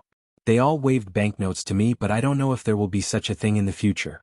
When Mao Mu saw Chen Xingbao put away the banknotes, he knew that the matter of the two Chenhu had been settled. However, if he wanted to control the entire embroidered uniform guard, these two Chenhu were far from enough. Therefore, for the sake of a long term, he asked tentatively, "There are still people who want to buy officials?" At this moment, Chen Xingbao's face also turned red. He suddenly realized that this was a good way to accumulate wealth. He thought that he was smart, but he was actually so stupid. He did not know that the embroidered uniform guard had such a big profit. It seemed that he was still a little short-sighted. In the past, when he saw that the emperor would let the embroidered uniform guard do something difficult, he thought that it was a hot potato. Now it seemed that he was wrong. That's right. Not only do they want to buy Chenhu, if possible, they are also willing to pay money to buy the position of town supervisor, or even the position of advisor and advisor. You see, as Mao Mu spoke, he carefully observed the changes in Chen Xingbao's expression. "Do they have that much silver?" Chen Xingbao asked with even more surprise. "Yes, the servant has asked. If Duke Chen agrees, a town supervisor will be 20,000 taels of silver, a advisor will be 50,000 taels of silver, and an advisor will be 100,000 taels of silver. Of course, a commander will be a little higher, 500,000 taels of silver." Mao Mu was still talking, but when Chen Xingbao heard 500,000 taels of silver, his eyes were already wide open. One had to know that after being the head eunuch for so many years, he had only saved 200,000 to 300,000 taels of silver. There was nothing he could do about it. With his position, there were too many people looking at him. If he wanted them to listen to him, he would have to give them some benefits. In the past year, just the benefits he gave to the servants were already a huge expense. In a year, he would only get 20,000 to 30,000 taels of silver. Sometimes, when the emperor had some festive occasion, he would even have to send gifts. Once he received tens of thousands of taels of silver, after working hard for a year, he would spend all the gifts in one go. Now, Mao Mu had found a way for him to make money. He did a rough calculation. If he sold all these positions, he would probably get close to 1,000,000 taels of silver. This was something he never dared to think about. Just as Chen Xingbao was calculating in his heart, Mao Mu spoke again. "Duke Chen, this servant has thought about it. We can repeatedly earn this money. For example, whoever buys an advisor position will have to pay 100,000 taels of silver. After taking the position, they will have to pay 10,000 taels of silver every month. For example, the advisor position is 50,000 taels of silver, so they have to pay 5,000 taels of silver every month. As for the commander's 500,000 taels, he would have to pay 50,000 taels a month. If they can continue to pay, they can continue to be officials. If they can't pay, they will owe at most a month before being removed from their position. In this way we can earn a large amount of money every month. Doesn't this mean that we will get close to 100,000 taels of silver every month? Chen Xingbao was really frightened. What was the difference between this and robbery? But would these people agree? Would they be able to earn so much money every month? Seeing Chen Xingbao's shocked expression, Mao Mu felt disdain in her heart. It was only a small amount of money and he was already frightened. One had to know that Yang Qindong gave out 1,000,000 taels of silver every time. If it wasn't enough, he could ask for more. How bold was that? Moreover, this money was not a loss because once the southern Ming Empire was annexed, this money would eventually return to Yang Xia's pocket. Right now it was just temporarily placed here. Chapter 1663. Naturally, these thoughts would not be spoken out loud. Mao Mu continued, this servant has also asked about this. They also said that as long as they are given power, they will think of a way to get the money. For example, there are so many corrupt officials in our court, and so many people who do business with Yang Xia in private. Those are all very profitable businesses. As long as they are dealt with, the money will be sent to you every month. There won't be any problems. Chen Xingbao was afraid that these people would act recklessly after gaining power. Once they made the emperor unhappy, it would be a big matter. Now that he heard that it was actually against the corrupt officials and the merchants who did business with Yang Xi, he felt a lot more relieved. Good, that's good. Seeing that Chen Xingbao had agreed, Mao Mu struck while the iron was hot. Since that's the case, does Chen need to meet them? Oh, I'll leave everything to eunuch Mao. This duke is relieved. Chen Xingbao thought about it and decided not to meet them. This way, if something were to happen, he could still shirk responsibility, but if he met them, some things were really hard to explain. This was also what Mao Mu wanted. Since that's the case, this servant will wait. I'm sure that after receiving the money, these people will thank Chen Xingbao. By the way, what rank can this official be sold to? There's no rush. Let's deal with the two Qianhu first and see their reaction. Chen Xingbao didn't know that something had happened to Cao Jixiang. He was still worried that this person would come back and cause trouble. If it was only two Qianhu, he could withstand this pressure. That's good. Mao Mu knew what Chen Xingbao was worried about. However, there were some things that he couldn't say out loud, so he temporarily agreed. But he knew that with this start, the rest of the matter would be easy to handle. He followed Chen Xingbao to draft the internal affairs report. For example, Chen Xingbao could basically appoint officials. This was one of his powers as the head eunuch. After receiving the internal affairs report written by Chen Xingbao, Mao Mu left the palace and went to the embroidered uniform guard factory. Shen Nantang and the others first took the silver back home to comfort their families. Then they came to the embroidered uniform guard factory and waited for news. After all, it was Mao Mu's words before. Whether they would be promoted or not was not certain. If this chief eunuch who served the empress was all talk and no action, then they would have to suffer. It was no wonder that everyone had such thoughts. Shen Nantang and the others didn't do anything wrong, but offending the Chao family was the biggest crime. In addition, over the years, Empress Qian's strength had not been obvious. She was basically an invisible person. No one knew what kind of power the head eunuch who served her had. Not long after, Mao Mu appeared. Seeing everyone standing here waiting for him, how could he not know what they were thinking? After chuckling, he took out the internal affairs reports written by the head eunuch, Chen Xinbao, and handed them to Shen Nantang and the others one by one according to their names. Sure enough, it was a decree of promotion. Seeing that they were still prisoners a few hours ago, but in the blink of an eye, they had become Qianhu, Baihu, Zongqi and other officials with ranks, everyone was naturally excited. When they looked at Mao Mu, there was no longer any contempt in their eyes. Instead, they were burning with passion. At this time, Mao Mu put away the smile on his face and became very serious. This Gonggong has given you what this Gonggong promised. Next, it will depend on everyone's performance. Next, I will announce the mission. Shen Nantang, Wu Ben, Luo Zhu, and the others immediately straightened their bodies. They were like an army that was about to be inspected. There are three main missions. First, unite those who have been oppressed by the Chao family but have the ability. Of course, Those who have the ability but are depressed can also be roped in. They can be allocated according to their ability. Those who have the ability to become Jianghu can become Jianghu. But remember, don't accept those who don't have the ability. If anyone wants to make up the numbers and is caught by this gong, then whoever recommended them will also be guilty. They will also be abandoned by this gong. Do you understand? This was something he had learned from Yang Chendong. Although Mao Mu had not done much work, the intelligence team that contacted him would often inform him of Yang Xie's actions and methods. From Mao Mu's point of view, the recommendation was the right thing to do. In this way, it could prevent the incompetent from being promoted to the position to the greatest extent. It was unlike the great Ming dynasty, where as long as one had connections and even gave money, one could become an official. Even if there was a problem in the future, it would be a scam to just say that they had made a mistake. Reporting to Gong Mao, we understand. Shen Nantang and the others immediately replied loudly. As people who had been oppressed, they had many brothers around them. Previously they were worried that their strength was too limited. Now that they could expand their team, things would be easier. After finishing the first mission, Mao Mu began to talk about the second. The second mission is to keep an eye on the Chao family and find evidence that they are criminals. When the time is right, strike hard. Only then will you be able to truly stand out. In fact, there was no need for Mao Mu to say this. Shen Nantang and the others would do it. After all, they had suffered so much because of the other party. Now that they had a chance to make up for it, how could they be polite? Struggles had always been like this. It was either you die or I live. History had also proven that soft-hearted people could not achieve great things. Alright, let's talk about the third mission. In summary, there is only one word: obedience. Mao Mu's voice unconsciously became louder as he continued, "What I want is obedience. As long as it is an order from me, you must unconditionally carry it out. On the contrary, as for other people's orders, you must not oppose them. The specific matters are up to you." This eunuch also wants to say that Jianghu is not the end of your career.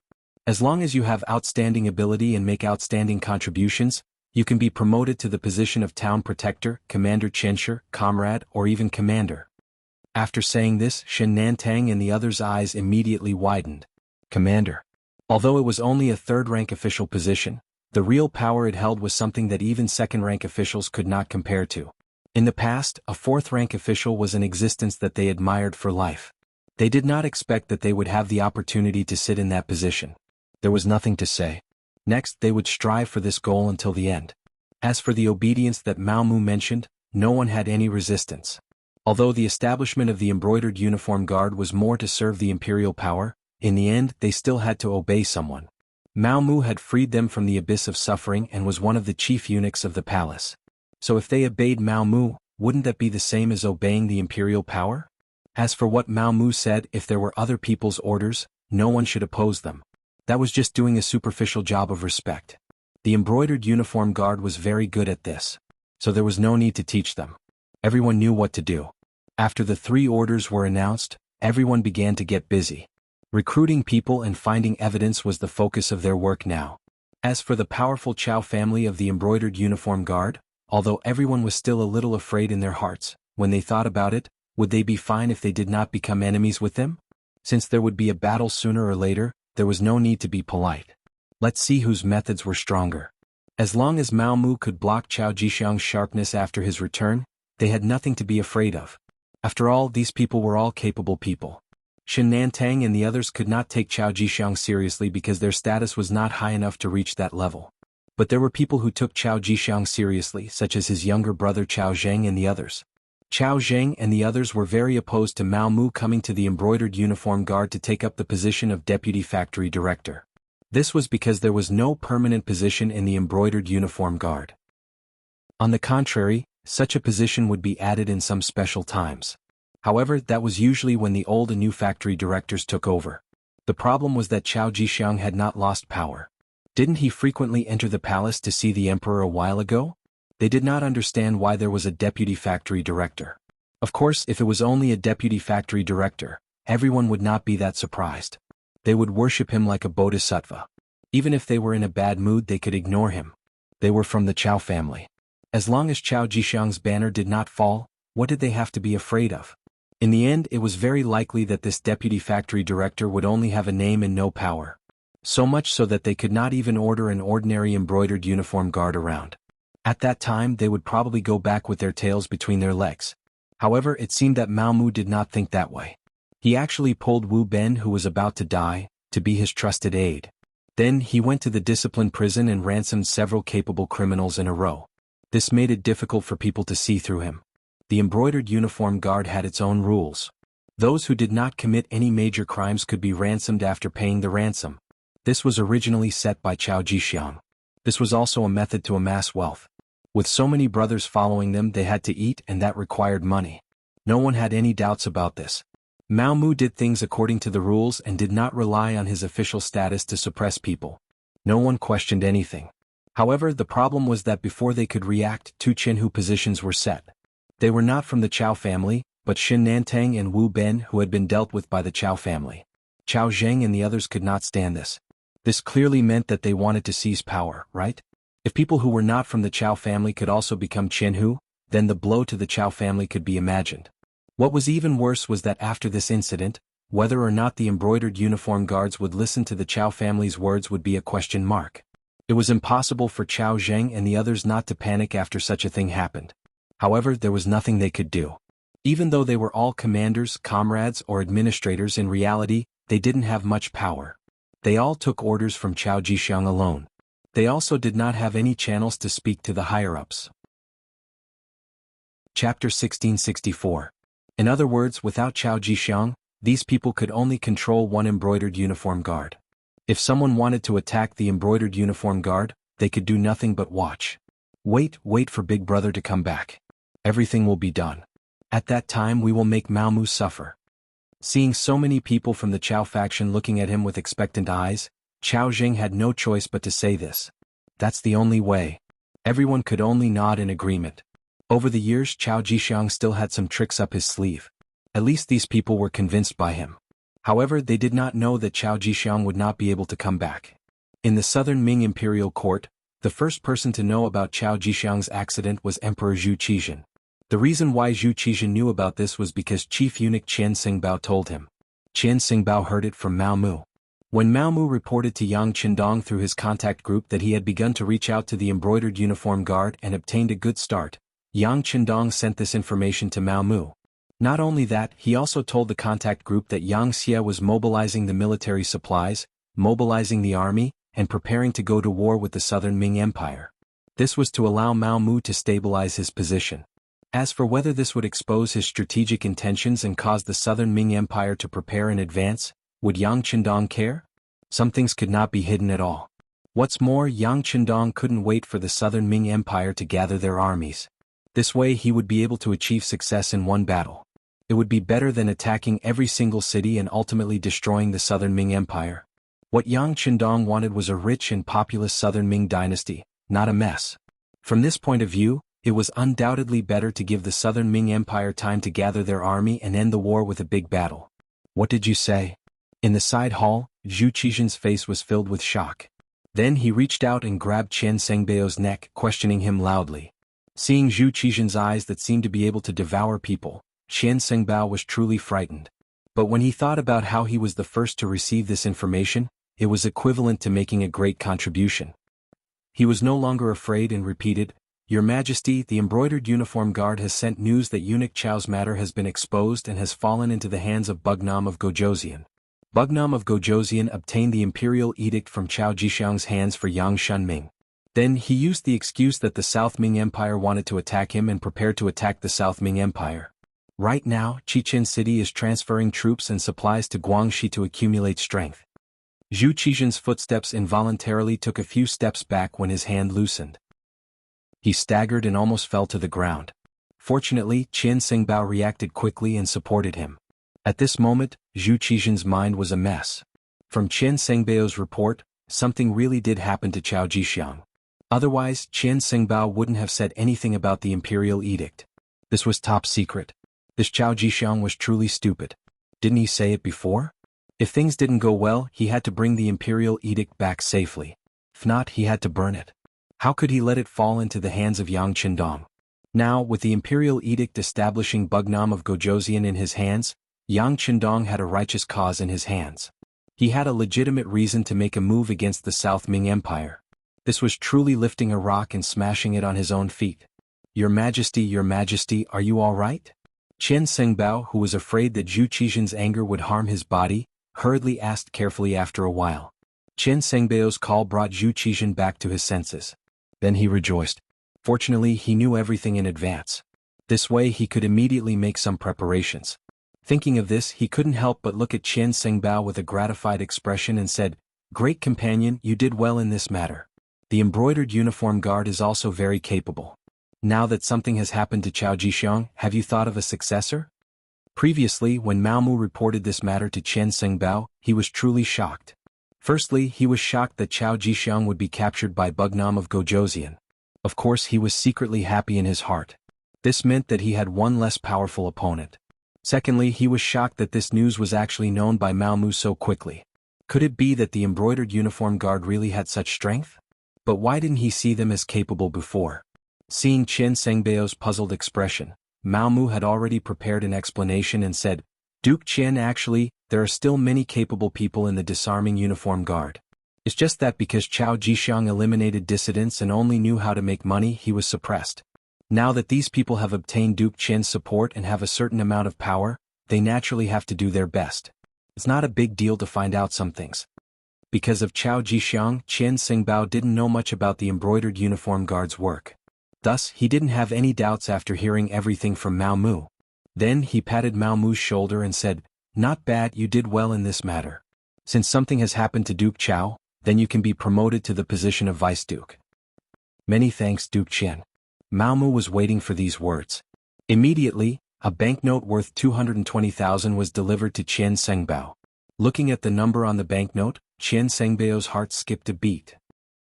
Then he put it away and patted his chest, saying that he would take care of this matter.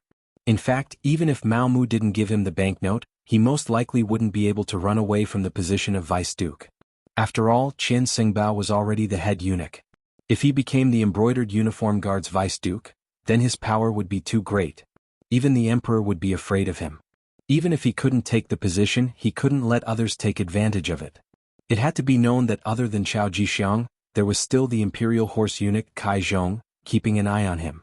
Compared to the ambitious Kai Zhong, the obedient Mao Mu who knew how to be filial to him was more suitable. How could Mao Mu not understand this logic? However, he still gave the banknote. It was for the sake of making Qian Sengbao put more effort into recommending him. Using 200,000 taels of silver to settle the matter and obtain the position of Vice Duke of the embroidered uniform guard was definitely not a loss. When the emperor asked, Qian Sengbao, who was already prepared, immediately said, "Your Majesty, have you forgotten? Didn't Duke Mao Mu, who served the empress, become the Vice Duke of the embroidered uniform guard?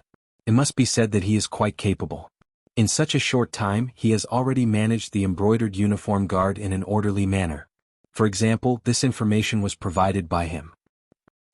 He actually has this kind of ability. It seems that we have overlooked the talented person by our side. Since that's the case, Mao Mu is capable and loyal enough. Furthermore, he has the recommendation of the Vice Duke. Then let Mao Mu take over the position of Vice Duke. Tell him that we look forward to his continued efforts and creating new achievements." This subject obeys. Qian Sengbao saw that he had achieved his goal and was naturally overjoyed. However, the worry on Zhu Qixin's face did not disappear. He continued, "How about this? Pass down our decree and announce to the world that the previous Vice Duke of the embroidered uniform guard, Chao Jixiang, stole our imperial edict and secretly stamped the imperial seal. The southern Ming imperial court will not recognize his actions and neither will we." Zhu Qixin acted shamelessly. Although smart people could clearly see what was going on, would a eunuch, even if he had some power, really dare to secretly write an imperial edict and stamp it with the imperial seal? However, seeing through was one thing. If Zhu Qixin did not recognize it, at least he could salvage some of the influence. Mao Mu thus became the Vice Duke of the embroidered uniform guard. Shen Nantang, Wu Ben and the others were naturally overjoyed. Chao Zheng and the others' expressions were very ugly. Their backer, Chao Jixiang, had fallen into the hands of Bugnam of Gojoseon. It could be imagined that he would not return in this lifetime. As people of Chao Jixiang's faction, where should they go from here? Chao Zheng was the current commander of the embroidered uniform guard. It seemed that he held great power. However, he was just a dog by Chao Jixiang's side, a chess piece. In the end, he was just an important chess piece. He was not a eunuch. Without an imperial edict, he could not enter the palace, let alone see the emperor. In terms of influence in the palace in front of the emperor, he was naturally far inferior to Mao Mu, who was originally the head of the eunuchs. Now that Mao Mu's position was above his, Qiao Zheng was suddenly in a difficult position. He did not know what to do. Bow down to Mao Mu? The people of Qiao Jixiang, who had always been proud, were not willing to do so. At least Qiao Zheng believed that he and the others still had the strength to fight. Thinking of the arrangements that his elder brother, Qiao Jixiang, had made in the embroidered uniform guard for more than 10 years, he decided to wrestle with Mao Mu. As long as he could control the entire embroidered uniform guard at that time, he would not have to worry about Mao Mu not coming to talk to him. At that time he would bow down and raise some conditions. Then he would be able to regain the initiative. Qiao Zheng told his thoughts to the other people of Qiao Jixiang and received everyone's support. They were all grasshoppers on the same rope. At this moment no one could escape. They could only try their best. However, they had imagined themselves to be too powerful, and they had underestimated Mao Mu too much. Without power, without an official position, and without a strong economic foundation like Mao Mu, the result of the struggle was inevitable. In particular, after the embroidered uniform guard learned that Qiao Jixiang had been captured by Bugnam of Gojoseon, the people who had been suppressed immediately began to have ideas. At this time Shen Nantang, Wu Ben and the others began to recruit people. They gave money and official positions. It was easy to imagine who would be willing to work for the Qiao Jixiang faction. Not long after, not only did the people who had been suppressed stand on Shen Nantang's side, the neutral people also stood on Shen Nantang's side. Even some of the unimportant people in the Qiao Jixiang faction began to have ideas and came to seek refuge. Moreover, they were not empty-handed. They had all sorts of evidence of corruption in the Qiao Jixiang faction. Everyone kicks a man who is down. After nearly a month, the embroidered uniform guard began a bloody purge. Anyone who was a member of the Qiao Jixiang faction or was related to the Qiao Jixiang faction in the end became the target of the purge. Mao Mu was beginning to prepare for Yang Xie's entry in advance. He wanted to give Yang Xie a team that could fight, not a person who only held a position and did not do anything. Chapter 1665. The chaos within the embroidered uniform guard naturally didn't escape the eyes of the ministers, so they happily clapped their hands. For a long time, the existence of the embroidered uniform guard was like a sharp arrow suspended above the heads of the ministers, making them endlessly afraid. After all, you can guarantee that you won't make a mistake, but can you guarantee that your family won't make a mistake? If the embroidered uniform guard wanted to deal with you, they could always find your weakness. If it was light, they could blackmail you. If it was heavy, they could send you to the imperial prison. Who knew how many officials had fallen into their hands because of this? High and mighty officials had become prisoners. Now the embroidered uniform guard was in chaos. They could relax and not be so afraid. Because of this, during this period of time, many ministers had reported the benefits of the embroidered uniform guard. They wanted to use their own advocacy to make the embroidered uniform guard last longer. It would be best if they crippled their own martial arts and got rid of this department for a long time. Zhu Qizhen saw so many ministers agree and compared himself to Yao Shun, saying how wise he was. In addition, Mao Mu really didn't have any thoughts. After taking care of the Qiao faction, he handed over all the gold and silver he had stolen from them. He actually collected 2 million taels of silver, making him endlessly happy. What was wrong with the emperor? He also needed money. As long as he had money, his subordinates would be willing to work for him. Only then would he be able to achieve fair rewards and punishments. It could be said that a rich emperor's back was strong and could do anything he wanted. As for a poor emperor, it was just a thought. Now that Zhu Qizhen had money, he began to mobilize his troops and prepare provisions and military equipment. He wanted to have a showdown with Yang Xi. At this time, Qian Xingbao reported that the embroidered uniform guard's director, Mao Mu, wanted to see him. He said that he had something important to report to the emperor. At this time, after Mao Mu unified the embroidered uniform guard, he began to bare his fangs. He slowly went past Qian Xingbao to report to Zhu Qizhen. This was the first time he tried to sound him out, so Mao Mu wasn't too anxious. Instead, he wrote some of the contents of his report to Qian Xingbao. When Qian Xingbao saw the report that was nearly a foot thick, he knew that he couldn't do this. He could report according to the text, but once it involved specific matters, if the emperor asked a detailed question, he couldn't answer. Thus, he took the initiative to ask Mao Mu to personally report to him. Faced with Qian Xingbao's request, Mao Mu naturally rejected it. He even said that he was Qian Xingbao's subordinate, so how could he report to the emperor without his permission? This was impossible. Mao Mu's attitude made Qian Sengbao very satisfied, and he immediately confirmed what he wanted to report. This led to today's events. The recent work of the embroidered uniform guards had been very effective. Not only did they win the reputation of the officials, but they also earned money. Zhu Qizhen had long wanted to call Mao Mu to encourage them. However, his great companion, Qian Sengbao, said that Mao Mu was very busy, so he gave up the idea. Now that the other party had come knocking on his door, of course he had to meet him. In the Qingjing Hall, Mao Mu saw Zhu Qizhen sitting high on the dragon throne. He also saw Qian Sengbao standing to the side with a smile on his face. For some reason he always had a feeling that behind that smile was a hidden killing intent, as if he did not perform well, the other party would come to settle the score with him. Mao Mu knew his own strength very well. Although he had taken control of the embroidered uniform guards, he had been silent for too long. If he wanted to fight Qian Sengbao head-on, his strength was still not enough. Now that he still needed to rely on the other party, he naturally knew what to do next. First, he respectfully knelt on the ground and kowtowed, shouting "Long live." After Zhu Qizhen asked him to stand up, he stood up and gave a detailed report on the performance of the ministers. Especially those officials who went to Yangxie, their actions were reported by Mao Mu in detail. At first, Zhu Qizhen still had a smile on his face. He could feel that Mao Mu's work was very detailed, which made him very happy. He was excited that he had found another talent. However, as Mao Mu reported more and more, he began to lose his cool. Especially after hearing so many officials talk about how powerful Yangxie was and how he could not defeat them, his face turned black.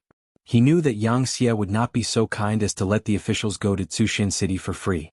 However, when he considered that Yangxie was indeed powerful, there were many things that could be learned. In addition, his arrogance caused trouble. In Zhu Qizhen's heart, Yingtian Prefecture used to be the capital of the great Ming dynasty. Later on it became the capital.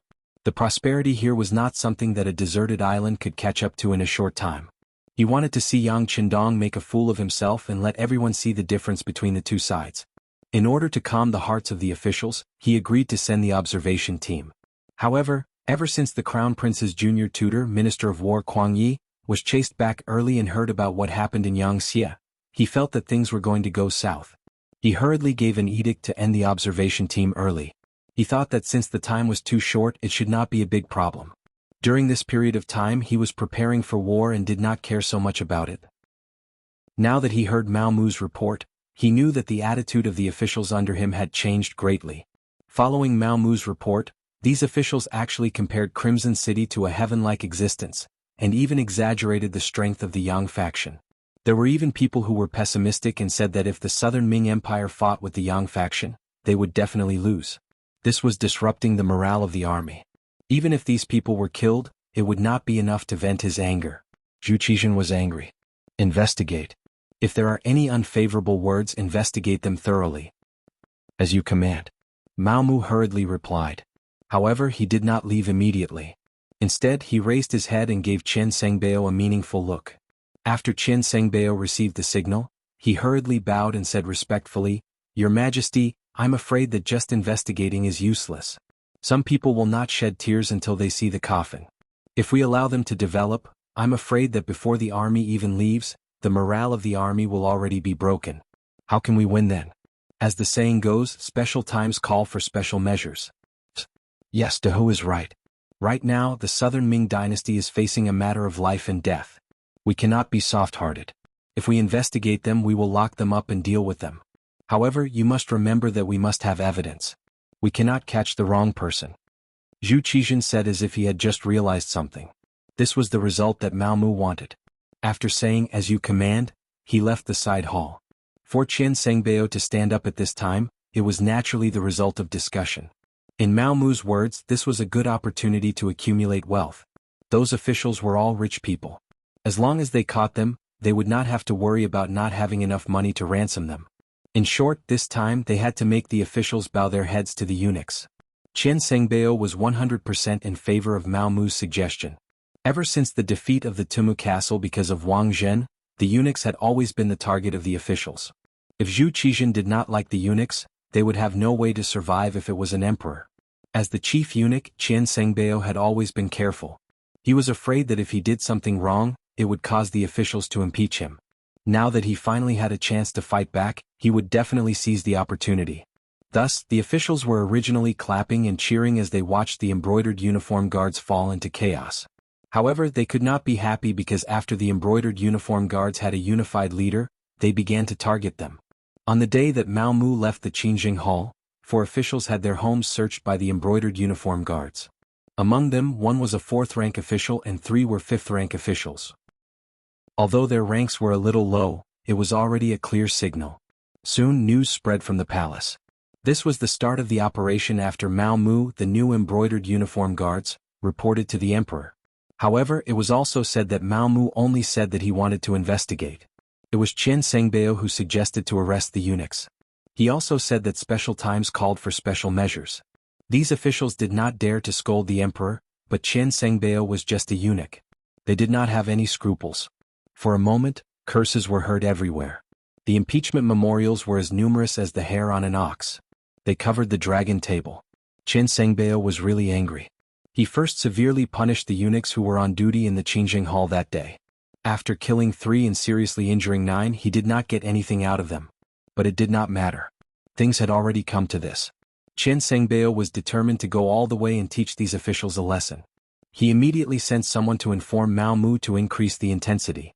In short, he wanted the civil officials to bow their heads to him, the chief eunuch. Otherwise, the arrest would not stop. The Minister of Revenue's residence. Wang Shang was riding a bicycle in the courtyard with an unhappy expression. Her small face was scrunched up. Anyone who saw her would know that she was unhappy. Ever since returning from Tsuxian City, Wang Zhiqing had been riding a bicycle through the capital streets and alleys. He did not know how many people looked at him, but he also did not know how many envious gazes he received.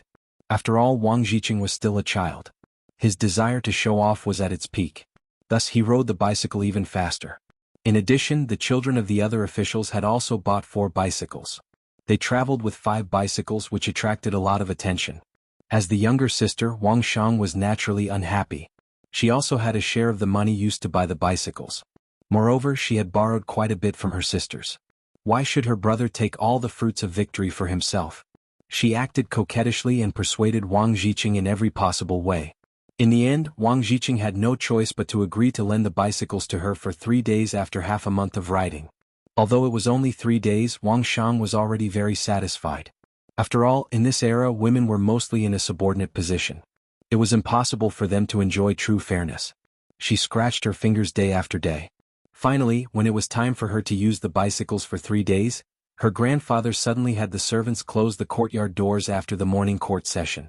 He also said that no one in the family was allowed to leave without permission. Chapter 1666.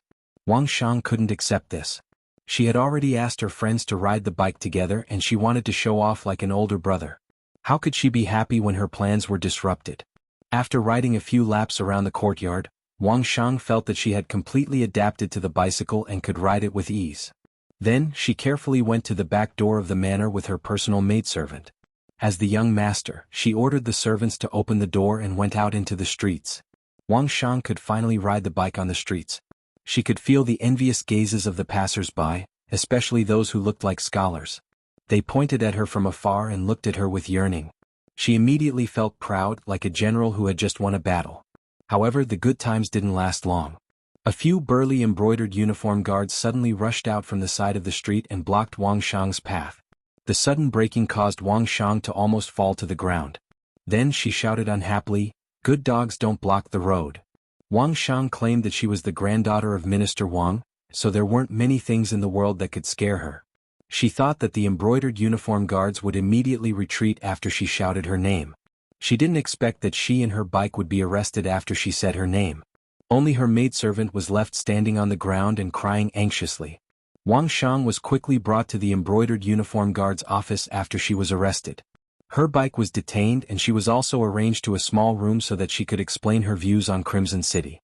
Her identity seemed to have worked because the embroidered uniform guards smiled and guided her. "Miss, you've been to Crimson City before, so you must know where it is. I heard that you're quite good at writing. Can you write it down? If you write well, not only can we let you go, we can also give you a bike. How about it?"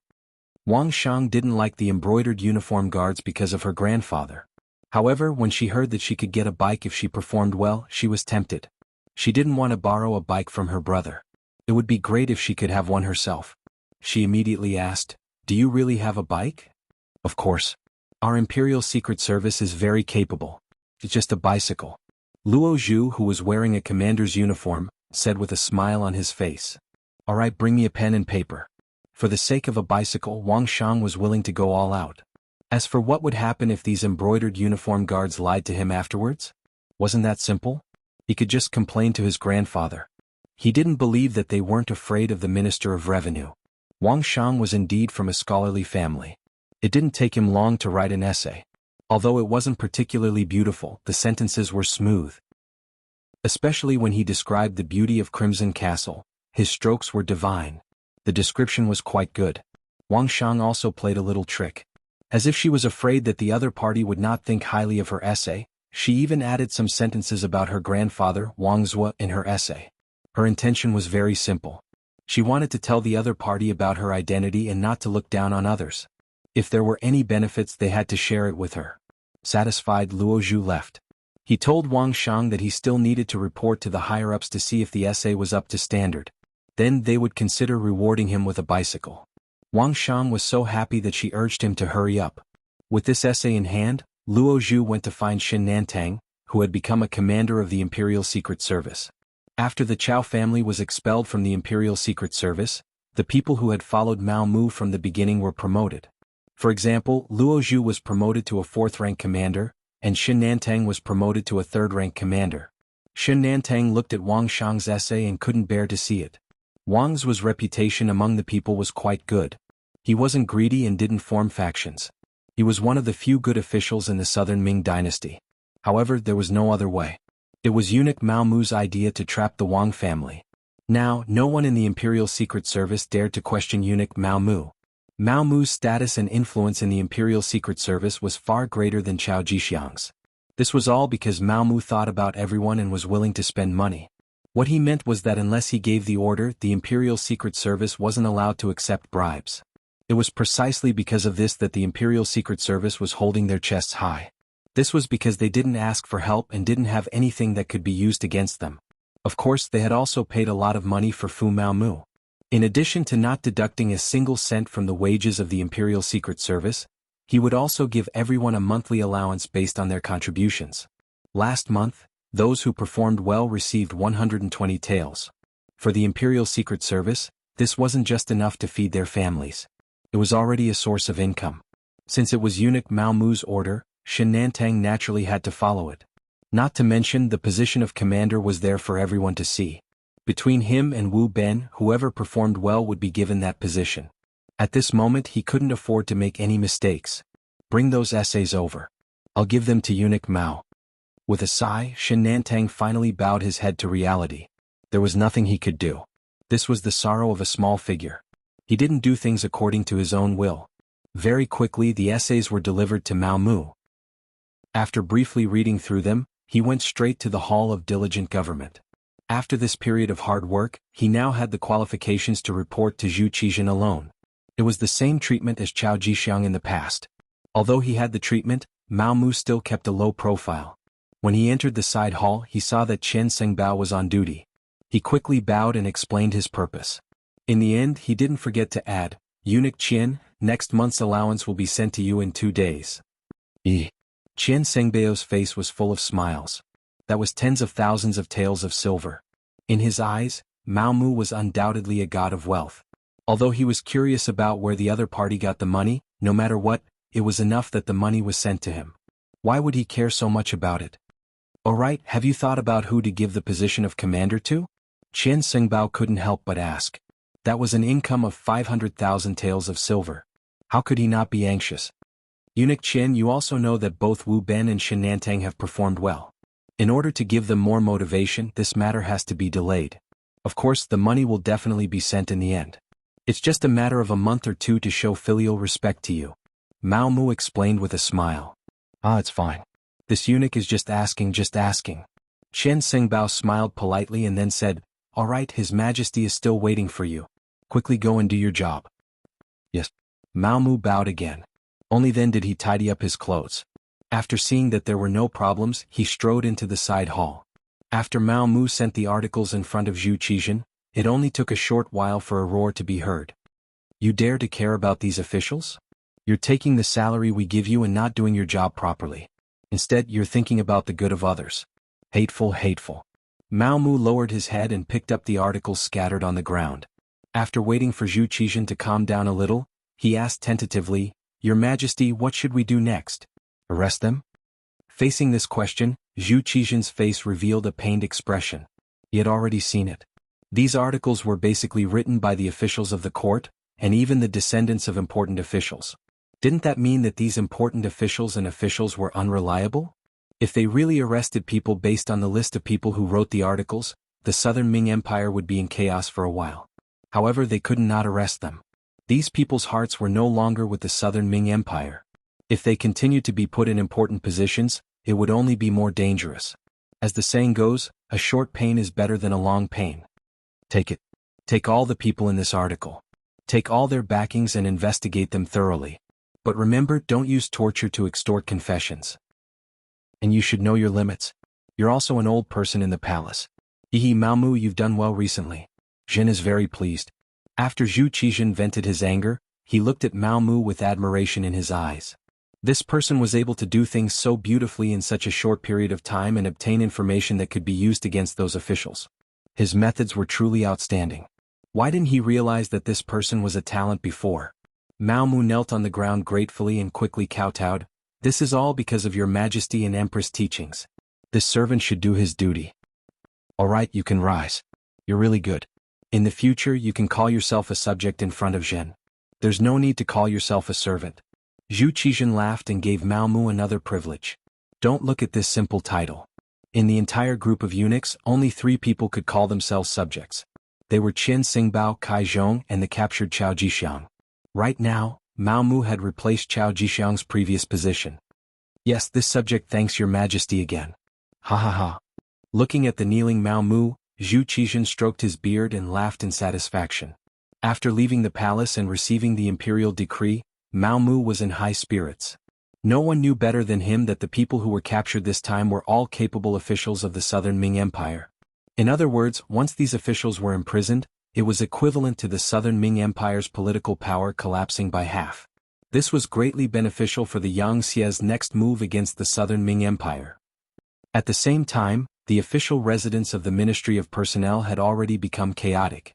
Wang's most beloved granddaughter, Wang Shang, had mischievously walked out of the residence and was caught by the embroidered uniform guards on the streets. When the accompanying servant girl came back to report, bursts of crying rang out in the manor. Wang Shang's mother, Wang Zhangshi, was the one crying the loudest. Her crying made Wang's eldest son, Wang Shang's father, Wang Guang, who was currently serving in the Ministry of Personnel, extremely anxious. Wang's quickly found out about the commotion here. His wife, Wang Songshi, also started crying. She then said that the embroidered uniform guards were all bastards, demons who killed without batting an eyelid. This time Wang Shang had fallen into their hands. Who knew what would happen? Chapter 1667. Compared to the woman who only knew how to cry, Wang Zhuo was clearly much calmer. If it were in the past, he would definitely be very nervous when the embroidered uniform guard captured his family. He knew that the embroidered uniform guard was best at listing crimes. When they wanted to deal with a person, they would often use all kinds of methods. Even if there was no crime, they would put the blame on the person, causing many unjust and wrong cases. This was also the reason why the officials disliked and hated the embroidered uniform guard. However, now that the embroidered uniform guard had undergone an internal reorganization, the new chief Mao Mu was a good old man. He smiled at everyone he saw. Moreover, this kind of smile wasn't superficial. It was a real smile. Because Wang Zhuo often went to the palace, he had met him twice. Both times, the other party was very respectful. This was something that Wang Zhuo, who boasted that he had seen countless people, could clearly feel. The embroidered uniform guard had changed its leader, so its style should also change. Even so, the outcome of Wang Shang's capture might not be so bad. Wang Zhuo comforted himself in his heart. He was still wondering if he should go to the palace or directly ask the embroidered uniform guard for Wang Shang. With his status as a minister, in addition to his influence and seniority in the court, Mao Mu would definitely give him face. However, he was a minister after all and had been a minister for several dynasties. In terms of calmness, he was still good. He still wanted to see the situation before making a decision. He didn't want to give up his old face to beg for help so quickly. He still wanted to, there was no need to think. Before Wang Zhuo could make a decision, the embroidered uniform guard had already arrived. First, they surrounded the prince's residence, then a group of people jumped in through the door. The servants watching the house were so frightened that they knelt on the ground, not even having the courage to stop them. Compared to before, the current embroidered uniform guard brothers had undergone a huge change. They didn't do the dirty work of extortion and framing anymore. With money, their abilities could be put to use. The current embroidered uniform guard no longer muddled along and waited for death. Each of them was an expert and very brave. More importantly, Mao Mu no longer deducted everyone's salary. He also did his best to satisfy the embroidered uniform guard brothers in terms of equipment. In the past, because of the lack of money and the greed of the Chao family, the low-level members of the embroidered uniform guard often didn't even have the money to change their clothes. Therefore, sometimes, they would wear tattered flying fish suits to carry out missions to make people feel to look very down and out. Unlike now, the flying fish suits are all over the place. Since they were in a good mood, their complexion was good, and they were all skilled in martial arts. As soon as they appeared, they gave me a feeling of elites and a murderous aura. Frightened by the embroidered uniform guard's imposing manner, no one dared to stop them. When the group of people arrived at the Wang family's courtyard, Shen Nantang shouted, "Is there anyone in charge? Come out and answer me." This time, Shen Nantang came to the prince's mansion to invite Minister Wang. This was enough to prove that the embroidered uniform guard valued this minister. Soon the sound of footsteps could be heard. The members of the Wang clan's various courtyards, including the servants and guards, all walked out. Walking at the front was an elderly man, but judging from his calm footsteps, although this person was very old, his aura and spirit were still very strong. Needless to say, only the Minister of Revenue, Wang Zhuo, could have such an imposing aura in the prince's residence. Wang Zhuo walked straight until he was 5 or 6 steps in front of Shen Nantang and the others. Then he said in a voice that was neither servile nor overbearing, "This official is the Minister of Revenue, Wang Zhuo. May I know your name?" Shen Nantang naturally knew Wang Zhuo. The embroidered uniform guard had detailed information about these important ministers. Therefore, when he saw the person in charge, he first cupped his hands and bowed. Then he put down his hands and put his right hand on the embroidered spring saber at his waist, saying, "Minister Wang, this humble one is the embroidered uniform guard's Minister Shen Nantang. This time I am acting on imperial orders. I hope Minister Wang can cooperate." As he spoke, Shen Nantang took out a secret order and presented it in front of Wang Zhuo. Reaching out to take it, his eyes fell on the secret order. Seeing that it was the emperor's decree and was stamped with the imperial seal, he knew that the matter could not be changed. Wang Zhuo's brows were tightly knitted together. Then he sighed and said, "Since you are acting on the emperor's orders, this old man will naturally cooperate and go with you. However, my family is innocent. Please don't make things difficult for them. This is natural. Nowadays, the embroidered uniform guard does things according to the law. As long as Minister Wang cooperates, your family will naturally not have to worry." Shen Nantang immediately guaranteed. Hearing Shen Nantang's words, Wang Zhuo nodded and then stretched out his hands, saying, "Then this old man will go with you. Father, grandfather, master." For a moment, the shouts came one after another. Then, uncontrollable cries came from the courtyard. Clearly, everyone could see that this time the embroidered uniform guard had come to capture Wang Zhuo. Without this pillar of support, half of the Wang residence would collapse. "What are you crying for?" "This old man is just being asked to assist in the investigation. It's not like I have already been convicted." Wang Zhuo was not satisfied with his family's performance. His gaze fell on his eldest son Wang Guang and said, "Guang, our father is not here. You have to take care of the family. Take care of your mother, brother and children." "Yes, father, don't worry." Wang Guang also said with tears in his eyes. "Okay, let's go." Wang Zhuo knew that at this time, it was meaningless to say anything more. It was better to leave immediately. He said to Shen Nantang, "Shen Tongji, let's do it." Seeing that Wang Zhuo was very cooperative, Shen Nantang's eyes showed that he could not bear to see him like this. "There's no need to use tricks. This official believes that Minister Wang will cooperate with us." This meant that he did not need to be shackled. Wang Zhuo thought for a moment and threw a grateful look at Shen Nantang. After all, it would be very embarrassing to be shackled in front of his family. This was the last shred of dignity that he had left. Wang Zhuo left. The group of embroidered uniform guards did as Shen Nantang said. They did not make things difficult for the people of the Wang residence. They did not even leave people to keep an eye on them. The people of the Wang residence were free to enter and leave. If Wang Zhou had not been taken away, perhaps everyone would have thought that it was just a dream. After Wang Zhou left, the eldest son, Wang Guang, sent people to take good care of his mother, Wang Songshi. He also arranged for the guards and parents to guard the courtyard. Then he hurriedly left the residence with people. He wanted to move around and find the officials that were on good terms with his father, as well as other ministers, to see if there was any way to save the situation. However, Wang Guang was destined to be disappointed. Because on this day not only was his father taken away by the embroidered uniform guards, many important officials in the court were also taken away.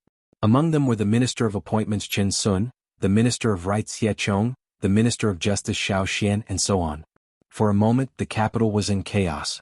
The officials were also in danger. They constantly sent people to find out what had happened and whether the embroidered uniform guards would continue to take people away. In the palace, Mao Mu became the most popular person. Anyone who had some connections with him would send people to inquire about the situation. As for himself, he was drinking tea with someone in a small courtyard in the palace. Across from Mao Mu sat a eunuch wearing an official's robe. His dark eyes had already swept over Mao Mu countless times. Mao Mu hated this kind of unrestrained gaze. However, he knew that now was not the time to fall out with the eunuch. At the very least, the opportunity was not ripe yet. Across from him sat one of the three great eunuchs of the southern Ming dynasty, Kai Zhong, who controlled the Imperial Horse Directorate. At the same time, he was also one of the eunuchs in charge of writing. He was the kind of person who could be summoned by the emperor at any time and had the opportunity to serve him at any time. It was precisely because of Kai Zhong's relationship that he could reach the heavenly court that Mao Mu was very polite to him. He even had to bow to him as a junior. After all, in terms of age and experience, Kai Zhong was indeed much stronger than him. Only a chief eunuch like Qian Sengbao would not be at a disadvantage when facing him. Good tea. Mao Mu quietly flattered him, breaking the somewhat awkward atmosphere. Drink more of this good tea. When we leave in a moment, I will send someone to deliver some to you, Sir Mao. Kai Zhong smiled. However, when others saw this smile, they couldn't help but feel a wave of goosebumps. Many thanks, Sir Kai. However, I don't know if Sir Kai has summoned Mao Mu for something? Mao Mu didn't want to believe that Kai Zhong would be so kind as to invite him to drink tea. He definitely had something to say. At the very least, he really couldn't figure out what it was. Hey, how could I dare to order you? Sir Mao is currently the emperor's favorite. I can't wait to curry favor with you. How could I dare to order you? Sir Kai is too kind. This humble one is truly unable to accept it. Mao Mu smiled and returned Kai Zhong's gaze with a soft glare. Although in terms of experience he was indeed inferior to Kai Zhong, if Kai Zhong wanted to step on him, he had the power to resist. With Empress Qian's approval and trust, in addition to the power he held in the embroidered uniform guard, Kai Zhong couldn't do whatever he wanted. Kai Zhong naturally understood this point. That was why he called Mao Mu over to discuss this matter and invited him to drink tea. He wasn't like the other eunuchs who could just directly give him orders. Sensing a trace of rejection in Mao Mu's words, Kai Zhong laughed. He could understand Mao Mu's feelings. When he first took over the position, he faced those powerful and experienced old eunuchs just like today. It was because of this experience that he wouldn't underestimate Mao Mu, much less make an enemy out of him. He clearly understood what it meant to be a newborn calf that wasn't afraid of a tiger. Moreover, there was still Chen Sinbao, the head eunuch. It wasn't time for him to compete with Mao Mu. That would only benefit others. He didn't have any intention of exploiting Mao Mu. On the contrary, he was here to befriend him. He believed that after today's matter, he would definitely maintain a good relationship with Mao Mu. At least on the surface. Sir Mao, actually, I invited you to drink tea this time because I have a request. Sir Kai is really making things difficult for this humble one. If there's anything you need, just tell me, Mao Mu said politely. You're tuning in to the Han Li's Wuxia Adventures YouTube channel. We're so grateful for your support, and don't forget to subscribe to join us on this incredible journey through captivating stories. Your generosity through donations truly makes a world of difference, as it's the primary source of revenue that allows me to expand and enhance this channel for you. Thank you from the bottom of my heart for being a part of this adventure.